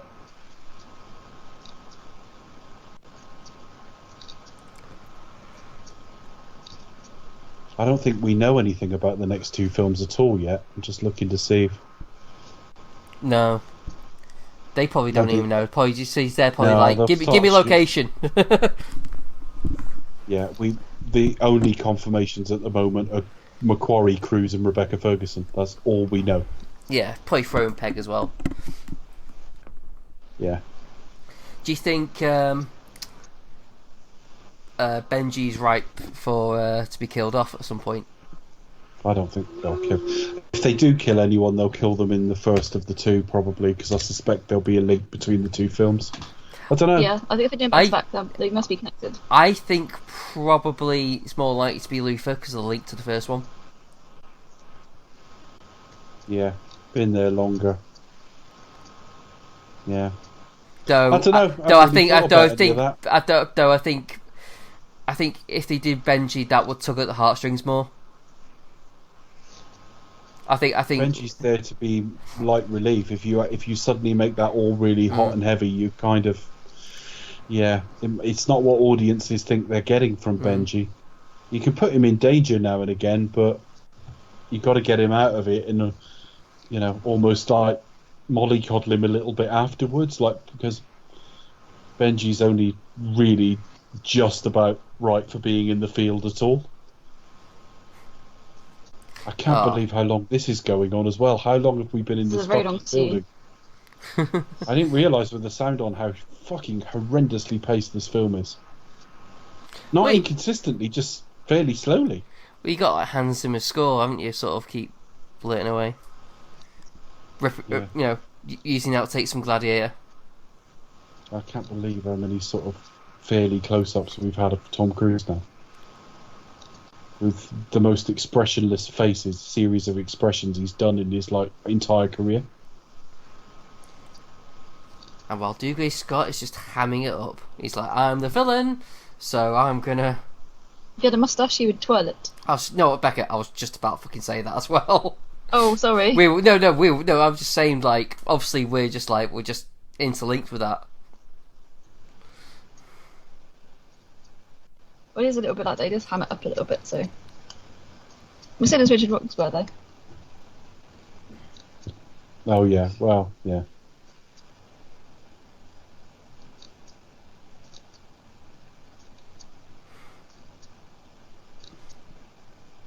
Yes, Fuck's sake! I How think they do need to the make more that's films.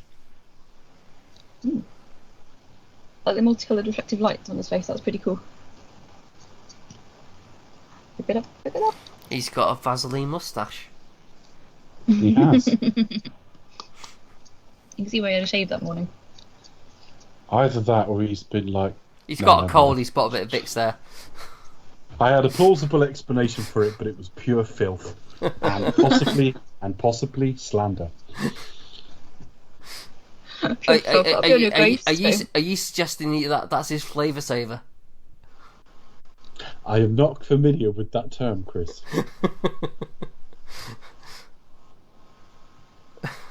But I might be implying felching. Right.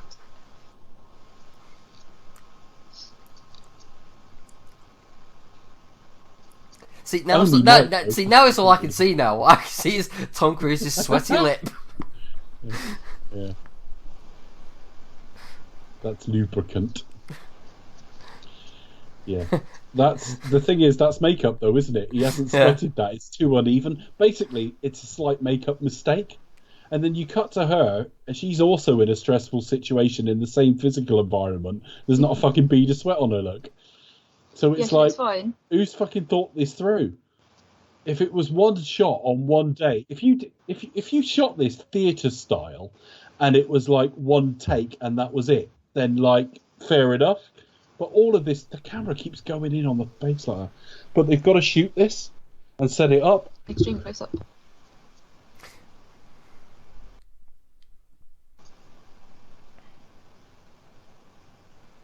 It lingers on faces for a long time, but without shooting them in any way that's like interesting. You think of how Leone used to like focus on faces. Tarantino's pretty good at it as well, but here it just feels inert. And for the film that's meant to be the ADHD sort of Mission Impossible film, this is actually playing as, with the exception of the first one, the slowest. Yeah, I think with like something like Tarantino, or you'd have like close-ups, and then you switch to the other one, wouldn't you? And you'd have like, so it would just give this like tension, but you always have like an establishment, so you know where characters are at the time. But you'll see it when we get to all the westerns. Yes. Leone. All four of them. There's only four of them. He would linger on faces, and just they would almost like be photographed like they're a landscape of their own. Really lovely. But not necessarily classically good-looking people. Even people cast to be gnarly old cowboys. Do you know what I mean? Just so much character in their faces. I don't know if it's for. I mean, I definitely wanted to do the Dollar trilogy and Once Upon a Time in the West, but we could, if we're going to do Leone, we could. I know he's done one or two others, and we could even do Once Upon a Time in America if you wanted. The trouble is that film is really long. That's like 4 hours. Yeah, and I don't think it's worth being 4 hours. If you take Sergio Leone's name off it and replace all those name actors with nobodies, that film would be nothing. Yeah, it is. It is a bit of a. It is a bit of a necessary long film, isn't it? It's like one of those things where, we're gonna do like Gone with the Wind, and I mean, it looks lovely. It's really nice to look at. It's got a lovely score. Made stars of very young. I think it's very young Jennifer Connelly in it and things like that. And people like James Woods in it, where you don't see in those types of films very often. There's lots to be entertained with in it, but it is too long. It's way too long. When you actually break down what happens. 2 episodes, maybe. It also it struggles with the thing of you tend not to like the people in it, so you do struggle. There's no hook, whereas you really feel the family in The Godfather, and you have some regard for them regardless. My problem, Becca, is not how long the show would be; it's the prep. It's the prep.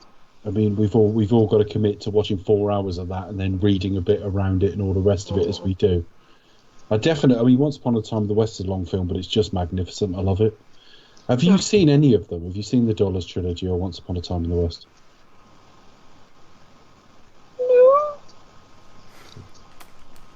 No, I've seen the first film, but then I thought, oh, shall I wait till we cover the Fistful of series? Dollars. Yeah. Fistful of Dollars is really basic of all of them, and it's the cheapest looking as well. It's probably the one Yeah, that's they're been interesting. remade in some degree, isn't it? Because even like License to Kill is kind of loosely based on that. That's your Jimbo. Yeah, but you've got the thing with it is as well is all the dialogues are effectively ADR because he can hardly speak English, so people are just mouthing Yeah, whatever. that was So the dubbing. lip syncing's hilarious. And the other thing is, Morricone recorded the music first, so they were playing the score to the film on the set and things like that, which is just a real interesting way to do it. But if there's one thing about Leon, it's just the way he shoots faces, which sounds filth, I know, but no, it's just really there's just something about the way he treats the face as a landscape that no other director seems to do that I can think of. I have to do a bit of reading around westerns as well. Excuse me. I don't know too much of the sort of traditional westerns because I don't really like John Wayne very much. So I'm aware that the spaghetti westerns are deconstructing something, but I'm not really sure what they're deconstructing, if you know what I mean.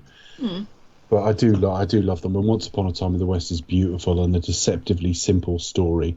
And not only that, if you watch something like 12 Angry Men or something, that's what Henry Fonda used to play. And then he turns up as a complete fucking nutcase in Once Upon a Time in the West. But still with those like baby blue eyes and stuff. It's just amazing. Just amazing counterintuitive casting. And Charles Bronson without the mustache. Which looks odd because we're so used to seeing him with it. Basically playing Clint Eastwood's role. Oh, finally, they're at the fucking building. Right, hopefully something will happen there. And we are into the final act now. It's the average like look like we need an action scene. Well, what location can we shoot at? Oh, here, this will do. Some rocket in the middle of nowhere where we're out of the way. That'll be perfect.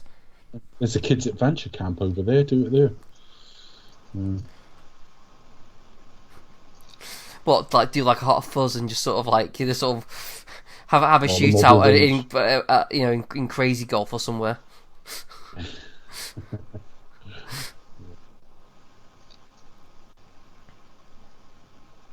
I never grasped how slow this film is, and how basic it is. I can actually see the 3-act structure like perfectly now. Yeah, you really can. It's like third act literally just started there. And actually, the way you break a film down, that's about right. Looking at the clock, it's roughly where it should be, but Yeah. so little's actually happened. Fast forward 20 years. Tom Cruise running. Come on, you can do it. All the cuts are in the wrong Unnecessary place. backflip. Look at that, yeah. And slow it down and really, you know what I mean? Take any tension out of it, take any momentum out of it. Cut away at the wrong time so punches have no impact.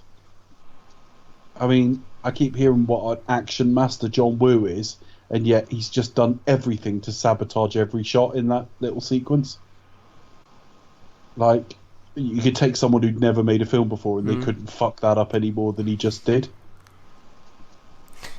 Interesting time for John Woo. It's like I don't know what's wrong with him, but you know, he did deliver some greatness. Like if you watch Hard Boiled, there is like that it ends with like this basically massive like shootout in a hospital, but and there's this thing. There's a shot where you have like the two heroes and the cameras just like follow them, and it's just all like one shot. One tracking shot. Yeah. Awesome. Is he better when they've got guns in their hands? Could that be it? He's doing a lot of hand-to-hand fist fighting and stuff here. It's not that good. The dynamics of people interacting with each other is not the same as like bullets flying, is it? Yeah, I think it's probably just part parcel of, you know, the difference between Hollywood and Hong Kong or Asian cinema. You see, if you watch something like Hard Boiled, which is probably his most westernized kind of film, it just, you know, you do get the full benefit of it. The Killer is probably a bit more cheesier, but it is probably more full on Asian cinema. but it's still some like interesting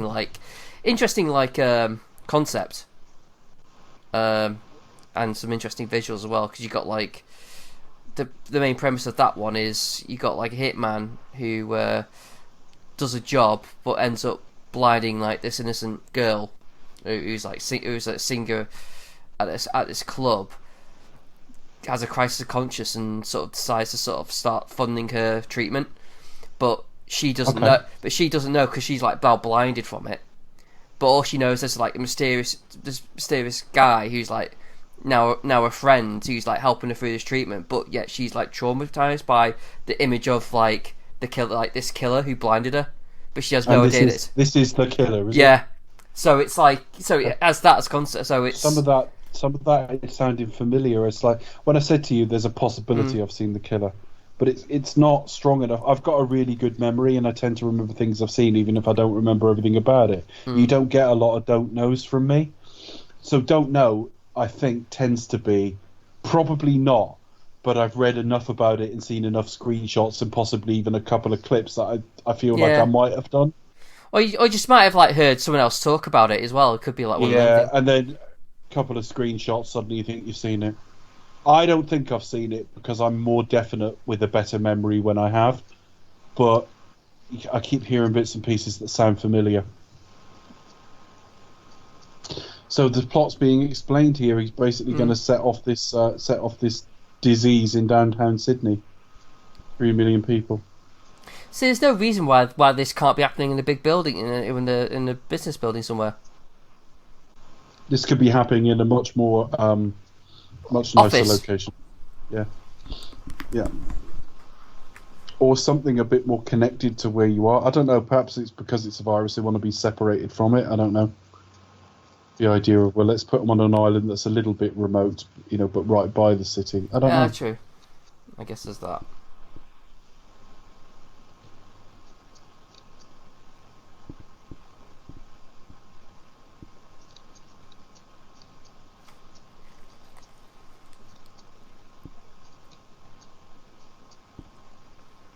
I wonder how long it'll take for them to make more of the antidote. Because if anyone actually gets it in the meantime, it'll be like, they're just shit, need the antidote. We haven't got any spare. But it's going to take 7 months, and in fact, it's mutated slightly anyway. So we got to do a bit of research and development first. Oh, this slowing everything down just knocks the shit out of any of the action. It's starting to grate on me now.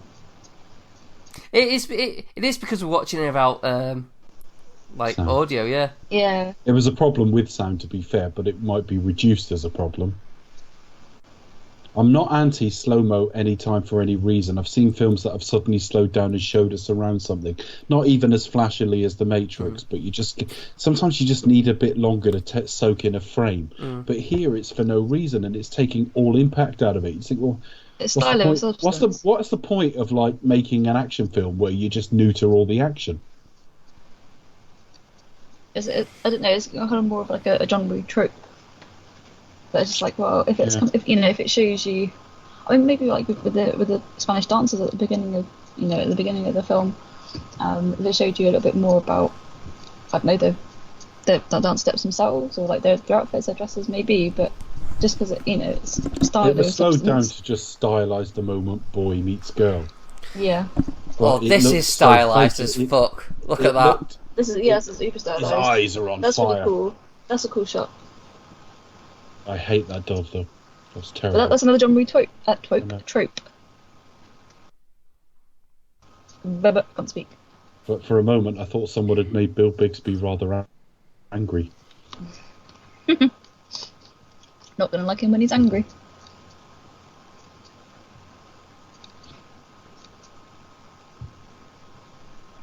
And they don't know what to do with Brendan Gleeson, so you've just got him standing around looking concerned. Yeah. For just a little bit too long in every case, all of these things. Even if you kill him now, like, why have you had him just sat there so long? Get on with it. Yes, get on with it. Yeah, that's what I was aiming for. Get on with it. I can't pass the word Vespa. Which he typed in wrong in the film. Yeah, which made a spelling mistake. 6 letters. because he started with the right one and it was the right number of letters. I knew what he was doing, so even when he got it wrong, I thought that was meant to be Vesper, and I got that on first viewing. I thought I don't always get these things, so I'm not trying to sort of suggest I do, but I remember all that. You're fairly switched on. He typed in something that clearly started with a V, and he hit 6 keys, and I thought he's typed in her name. But I thought, I think he's got one of the keys wrong there, but I just Made a thought typo. that's literally an error. That's literally an error in film. Yeah. Well, it's one of those things, they cut to the number pad and everything. That could be like, that might not be the pad that he used. It might have been like a different one. I don't know. Shot later. You don't know. Yeah.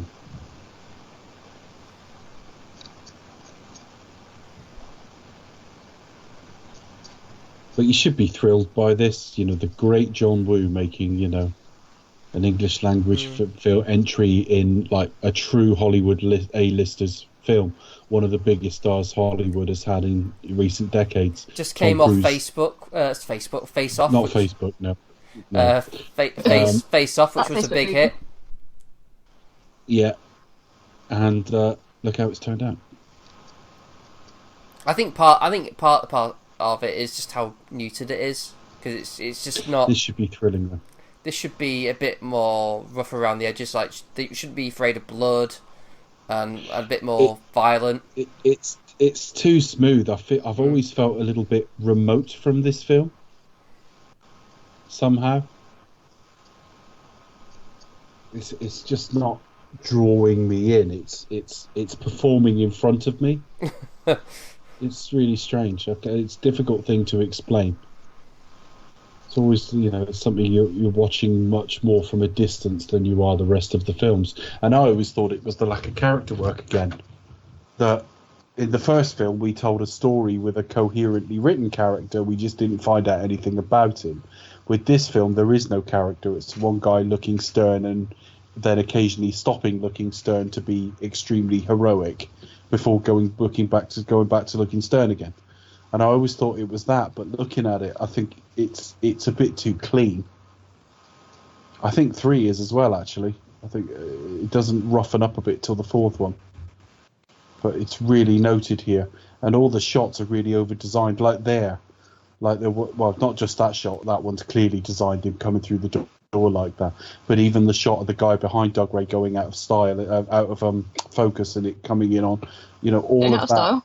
It looks like it's been storyboarded quite extensively. But as soon as you put it into moving action, all the pacing problems and slow motion and stuff kick in and ruin it. I will say this for it, and the same goes for the other films as well. Whenever they do the masks, they always do a good job of like other actors playing themselves.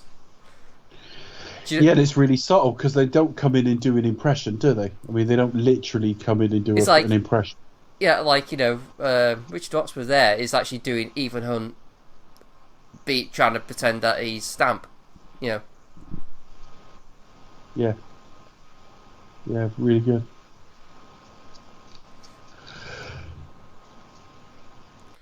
And there's Brendan Gleeson just literally shitting himself. I've just cacked my pants.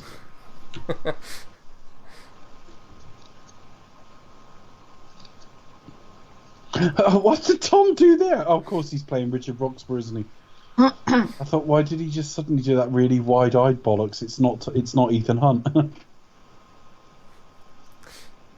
He's there thinking, I'm your mate.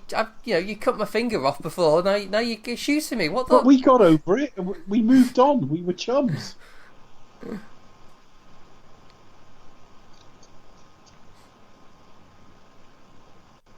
But again, let's stretch out the mask reveal, even though we worked out who it was, like, fully 25 seconds ago. Just from the thing. Well, the eyes gave it away, but obviously the finger really gave it away. The action shot of the screaming looks like a comic book panel. Yeah. It's storyboarded to death, this, actually. You can tell. Yeah, you can almost visualise, can't you? You can There! see. The height change. They sort of tried to mask it by going off a step at the same time, but literally, Tom Cruise between two frames sinks 3 inches in height. Yeah, they you can kind tell. of get away from doing the step thing though. Because he goes down one step, yeah. He nearly masks it. To be fair, I thought I spotted something wrong and slowed it down anyway. So, I mean, I was looking for the error, but it's there. And actually, it's there in... If you take the step away, that would be worse. But apart from that, it's the only way you could shoot it and fuck it up. Because you literally cut to a slightly different camera just as he does it. It's easy to get around. That guy has no impact in this film at all, does he? Well, the Ozzy. helicopter guy. Yeah, zero. Quickly down under. Well, he flies a helicopter. Yeah. He What else? He probably That's it. says Struth. What the? Fuck? I mean, he's Yeah, meant to be the Struth. comic. He's meant to be the comic relief without any comic relief No, they're only comedy. or relief. No.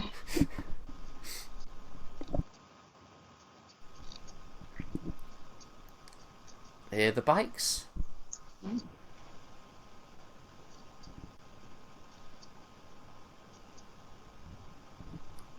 And the stuntman conveniently just lands on a pile of compost and not some heavy. I would be very interested if they did this as storyboards and or animatics. Because actually, if it's storyboards, we're seeing the limitations of it here. Because you can get all the beats of what's going to happen, and you can animate in that. You know, there's some doves behind him in that bit and stuff like that. And you can get the style of something, but you can't get the pace. You can't get the pace and flow of it. You'd need an animatic for that. But surely, if they've done this an does animatic, not look they go, "This isn't cinematic working." at all. This does not look cinematic at all. This to look like it's just some park somewhere. Yeah, that could be done on TV quite easily. And I love the fact Luther just leaned back out the way about 3 inches to avoid being shot there. This is all... I keep saying it, but it's like, I can't believe this is somebody purported to be an action master. This strikes me as, hiring someone of sort of Nolan's ilk, but a million miles less fucking talent. Yeah, that stretching of the bike jump there looked silly as fuck. I think that was done in an early computer. And I'm sure I saw a shot that wasn't Tom then. But anyway. This looks like somebody's never shot action before, but they're really keen and they're going to have a go. The thing is, though, like, John Woo did do, like, a bunch of TV work as well, like, over here. He did a film with Dolph Lundgren around the same time as Face Off as well, so I don't know, maybe just like you just got accustomed to like how America like shoots and he just like I don't know, maybe he just lost his mojo. Yeah. If you watch one of his his own films, then kind of watch one of his more like Hollywood films, as I'll call them, you might notice like especially coming from your real action fan background, would you notice a difference in like how they're shot, how they how they're put together? There's a difference between like his Eastern and Western action movies, is what I'm trying to say. What in John You're Woo's? asking the question. Yeah. Yeah, in terms of John Woo's movies, obviously there's going to be a slight difference. I mean, I asked before you answer that. I did ask a variation of that question before, but it had a different accent. I was sort of saying, what is it that made him work in the East and not in the West? But that's not the same question. You're literally asking for almost a bit more detail there. You say, well, actually, what are the differences? What is it that even looks different? There's probably more inventiveness. Like for example, like with Hardball, there's like that tracking shot. It's like which is quite ambitious. Yeah, it's quite iconic now, isn't it? There's characters, like as I said with like the concept of the killer, that's like where the film starts, and already that's like an interesting idea. You've got a bad guy in Hard Boiled who is like who's called Mad Dog, and it all counts like an absolute beast of a badass, like in terms of He's like a mad dog. But he does have this thing, like that turns out halfway through the film where he starts getting like shouty at the other bad guys when they start offing like innocence. He's like, no, they had nothing to do with this. cops fair game. Don't Sure. And it's like, it's kind of, hang on, that was a bit unexpected. But you think, so the little sort of elements, you think, hang on, there's little variations and there's character, there's substance there. It's like, oh, hang on, that's, he could have easily just been like a brute nature and just kill everyone aside like all the other bad guys. But there's a little subtle difference in there, and it pays off sort of at the end. And there's just various different things. There's like different style choices, different shots, and yeah, you wouldn't necessarily think they'd work necessarily in America, just in terms of just different sensibilities. But I think that's just where it is. It's just I think it's just different sensibilities playing, and it might be a thing when you go to a different country and you start shooting and you start basically playing it safe because you're not entirely sure your full way of your full eye, shall we say, is going to work. So you just kind of like do what you kind of just play it safe when you do that. Do what you know, sort of. Well, yeah, you just kind of play it safe, so you sort of take risks, or you're assured that what you're doing is working well because you're kind of like entrusting on certain people, and really it's just kind of it's not working as well. Probably age as well. Maybe like you just hit like a point in your career where you just kind of like, I don't know, you run out of ideas or you stop trying that often. I don't know. It's hard for me to really say, really, when you like look at films like Paycheck and you just think, oh well, that's literally just a guy picking it. But I am meaning to sort of rewatch a bit of Woo soon. So, but yeah, I would say that it's probably more lines of just more Hong Kong style, more like inventiveness. You'll see like the tropes are all there, but it's night and day, and it almost kind of like fits in that sort of style of cinema. Because he has to be better than this. If this had been like his standard all the way through his career, he probably wouldn't be the filmmaker he is today. You might have a different appreciation for action films than me, Chris, but our tastes are actually not that far apart. We agree more often than we don't. And honestly, you are smarter than liking someone for whom would be his best work. Do you know what I mean? If this is what John Woo is capable of, you wouldn't be sat here going, no, John Woo's really good, I promise. Yeah. You'd be going, well, actually, it's a load of fucking stylized shite and it doesn't work most of the time. Actually, a film like his first film, like in Hollywood, which was Hard Target, is way better than this. So, there you are. And that is Jean-Claude Van Damme, and that's kind of like... That's saying something. Yeah, but that's like, that has elements of Western, is very stylized kind of like the lone gunman type sort of element in that, and they deliberately evoke that with especially with like the there's a scene at the beginning where he's in like he always wears this like long sort of like coat type jacket, like you've seen westerns, and he pulls it back as almost if like he's gonna like sling for his gun, but it's actually just a roundhouse kick. This is the BMXing portion of the film. Yeah. Yeah. I'll show you my trick and you show me yours. And the way that plastic in front of him is broken, that looks ridiculous. When it was shot out in the scene, it looked okay, but now it just looks like someone has just sat and like cut it, which they obviously have, and it doesn't look right.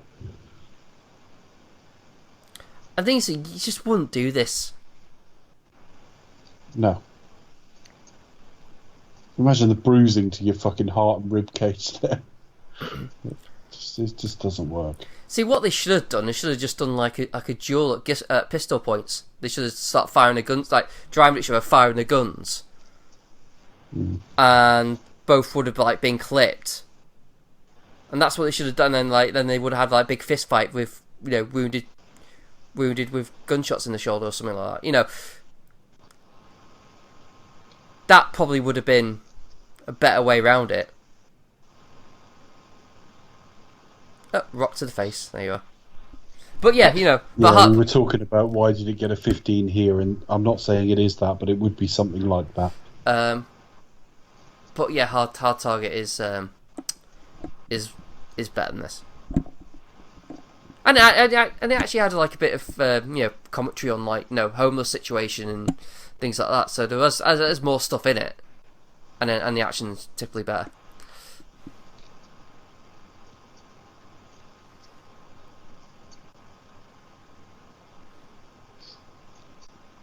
I think even like Lance Henriksen, who played the bad guy, and that was on record saying John Woo's like his favourite director to work for. Who said that? Lance Henriksen. You know, Bishop in Aliens, that guy. Yeah, okay. Yeah, he's Lance Henriksen. Yeah. I think you broke up on that. I had to work out what you said. Oh, sorry. Yeah, okay. No, it's all right. Don't worry about it. The slowing it down here is not helping because Doug Ray Scott just hit him, and obviously he didn't land the punch because they're acting. But because it was slowed down, you absolutely saw the punch being pulled. And there's something, I don't know if we've already had it, there was a shot I noticed in review where Tom Cruise leans back slightly to allow himself to be sort of gripped and strangled or whatever it is that happens. And it's just totally, like, the slow motion's just ruined it.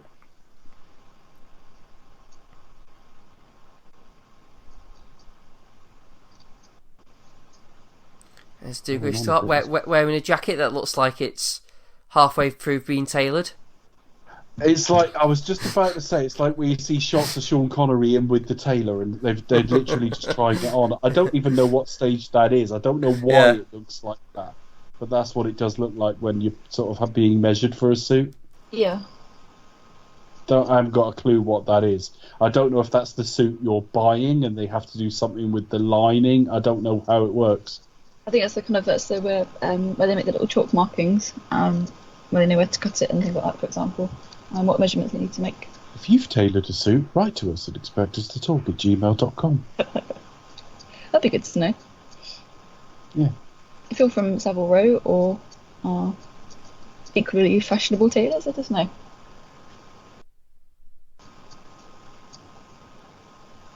Yeah. If you know what it is where the suit looks like it's covered in the markings you get on a football pitch, tell us why. Someone will know. Somebody out there will know. Particularly with our erudite listener base, which I'm sure are on Savile Row all the time.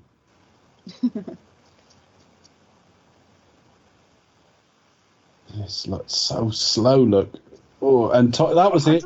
Doug Ray Scott was already falling back long before he got kicked. They'd slowed it down so much that all you're doing is like showing the seam of the stunt. There, Tom didn't grab you. It's really bothering me. And that was in all the trailers as well, where like. There's a great shot. Yeah, it's like that's what they think they've got. You stick it in trailers, and actually, if a fight is going to go on this long, then it has to be a lot more brutal than this and a lot less stylized. You know, we should really feel the stakes if they're going to kill each other at this rate. Whereas here, I just that shot there. But yeah, the only impression I get in this scene is both of these are going to be a bit tired in a minute. Yeah, mildly knackering. There's the credits to Poldark, the 1970s version. No credits to Poldark 2000s version. I don't know. I've only seen that a couple of times. It's still probably the same. Yeah, it's totally different. It's a totally different. Or it could be the opening credits to Wycliffe, 90s cop show drama. Yes. Was that the one set in Cornwall? Yeah. Fucking hell, they went with a bit. I live in Cornwall, but they've gone for real glamour there. It's not a place that screams, multiple homicide. We do have murders down here. You get them all over the country in small numbers, but yeah, if you want to sell a bit of cop show grit, Cornwall's not it. No, it's not. Cornwall's where you have a gentle show with Doc Martin style. Yeah, where you have I know it's not a cop drama, but gentle disagreements with your neighbours and quirky characters trying to sell your dodgy quirky stuff. local businessmen and women. Doc Martin's a good show, but it's not hard hitting. No. It's like Midsummer That's Murders, so isn't it? It's gentle. It's like Midsummer Murders, like murder capital of England. Easy to watch. You kind of like the characters, and it's pretty, so you'll see some nice shots of stuff. And it's normally shot makes you want during to go summer, so it always looks nice. And that's it. Not Makes hard. you want to visit the location. Max Power's about to catch the bullet. Max Power. She's proper selling the "I'm poorly" I'm I'm not dying. very well. Really, just look like you sort of just phoned in sick for a bed day. And it shouldn't, because basically, once it becomes active, you're fucking dead, right? Yeah. And before then, it's inert.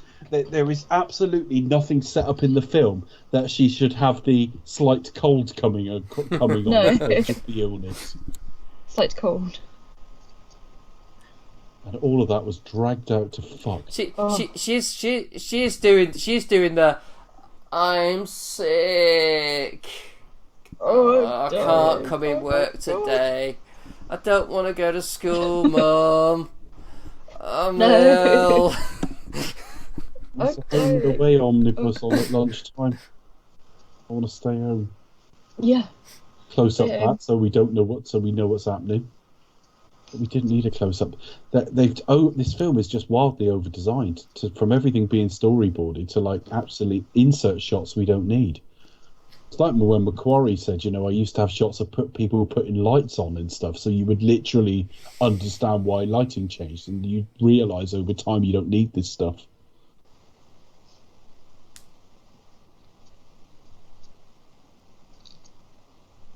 Oh. I like McQuarrie, he's such a ballsy filmmaker. No, he is legendary. Accessible filmmaker. And I listened to easily. that interview that you sent me, Chris, and he said, I've made 5 films with him and I want to make another 50. Yeah. And he said it. He didn't say it in any great declarative way. He was just chatting. And of course, people when they're not acting just sound totally different. He's just chatting like this, and he just said, "Oh, I'll make another 50." Of course, they've done another couple since then, and there's another couple to come. So there'll be at least 5. It's how he frames it. How he just sort of says, "Oh, like my relationship with Tom has always just been like a conversation about filmmaking, occasionally interrupted by production." That's just kind of like that. Just sums up that whole attitude. Yeah. And he We're just hanging out. yeah. He's another one who references 3 Days of the Condor quite a lot. Must see that film at some point because I haven't seen it.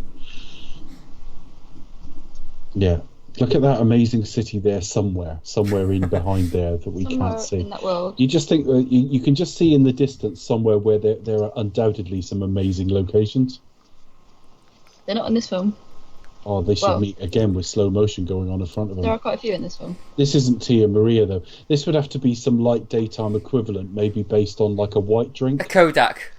It'd be a Kodak. Well, no, it would still be Tia Maria, but it would be their daytime version. It would be in a Malibu Malibu. coloured. No, I see what Chris is getting at there. And it Obviously, would be you've got, like, cream balloons. based. Make memories that last a lifetime with Sort of, Kodak. yeah, okay. Oh, no, it'll be appetized. That'll be it. Yeah, appetizer, that's the one. Has to be a drink. Yeah, make memories that'll last a lifetime. Well, I don't know, is there an actual drink? Make your day. Foster's in Australia. Make your day Top off with complete. Tandy Newton, then take lots of photos of her with Kodak. Or if there's a national food or drink of Australia. Particularly of Sydney, I don't know. But it's a very colourful ending, so yeah, Kodak. So she's probably Fujifilm, Konica. The missing dialogue here is probably saying like, "Oh well, Cameraman's I got can't. rocket pants on, look. I can't wait to introduce you to my friend Julia." Yeah. Oh yeah, that's a good idea. Missing line of dialogue. Did you know? Please meet my friend Julie. And now we know why she isn't mentioned. Yeah. Yes. Yeah, that explains it. Yeah. Oh, you mean she introduced him? Yeah, no. I had it another way round. I thought you had him setting up a threesome or something. No, right, I get it now. Yeah. Let me introduce you to my nurse friend Julia. Mission Impossible 4 following her, where she's like bitter and just revenge shagging everyone. You know, the real tragedy is, though, seeing we're watching this as a commentary with no sound, we're really missing that really great Hans Zimmer score. Yeah. And a bit of Limp Bizkit on the soundtrack. The soundtrack's really awful, but it is the same. I mean, a couple of years later, you had Spider-Man with a fucking Nickelback song on it and stuff. Strange era. Songs on it. And the heroes save us. Yeah, and they had the video where it was them singing to camera with like inserts of bits from the film, and it it arrived like pre-dated, just instantly like dated and awful. Yeah, but that was the thing, though, wasn't it? It's like that was like the done thing for it. Like you have your band stuff with like clips from the film. You don't really get that anymore. You don't have like gone off all these sort of songs written for films. Mind you, I was able to use a song that was written for Fallout on the trailer for it. So, but yeah, not with the video and the sort of the vaguely stars of the day. No, doesn't really. It's gone a bit out of fashion. Which, Nickelback might have killed it, to be honest with you, because that fucking song and video was just hugely overplayed. It wasn't any good.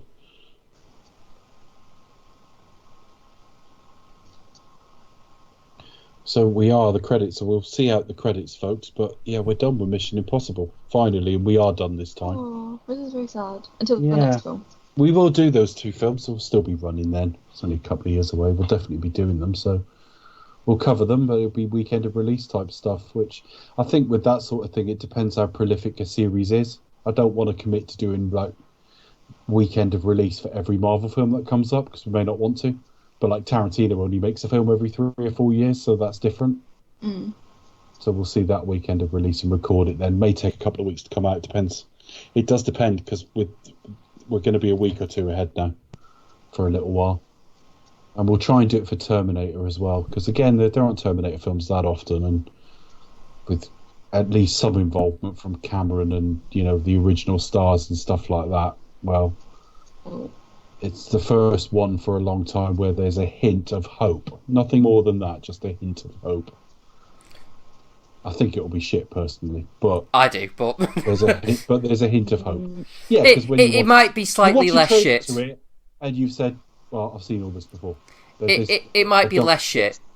Yeah. But that's what I mean. Just a hint of hope. Linda Hamilton signed up for this one. She hasn't signed up to any of them since the second one. So I think the idea was to have her in 3, and they wrote her out when she refused. So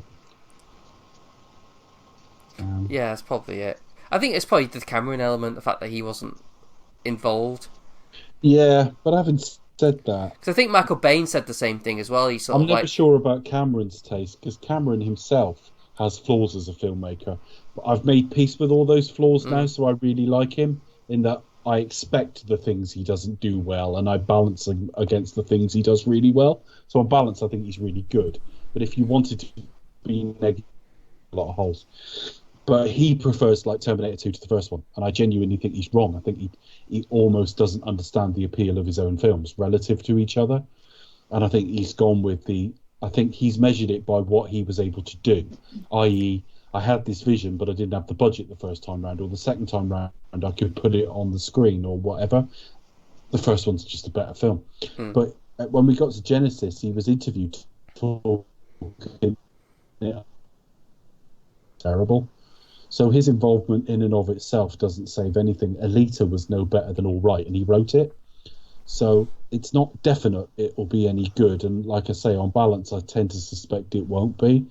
But because he is involved, Linda Hamilton's involved, the guy from Deadpool's involved, it might actually end up quite witty and decent. And it's a sequel to the second one, as opposed to trying to build in all the various like twists and turns it's taken since. So there's hope. Yeah. And I'll go in with hope. But yeah, you watch a trailer and you just go, all right, this is a slightly more slightly more diverse version of stuff I've seen several times. But we'll see. But we'll do that weekend of release. We'll be going to see Tarantino in, about 3 weeks now. Yeah. At the new film. So we're all seeing that on the Friday or Saturday. New Tarantino film. Well, we're going to be recording it on the Sunday or near to, so we need to basically see it. Worst case scenario, we can slip it a couple of days, but we need to record early that week.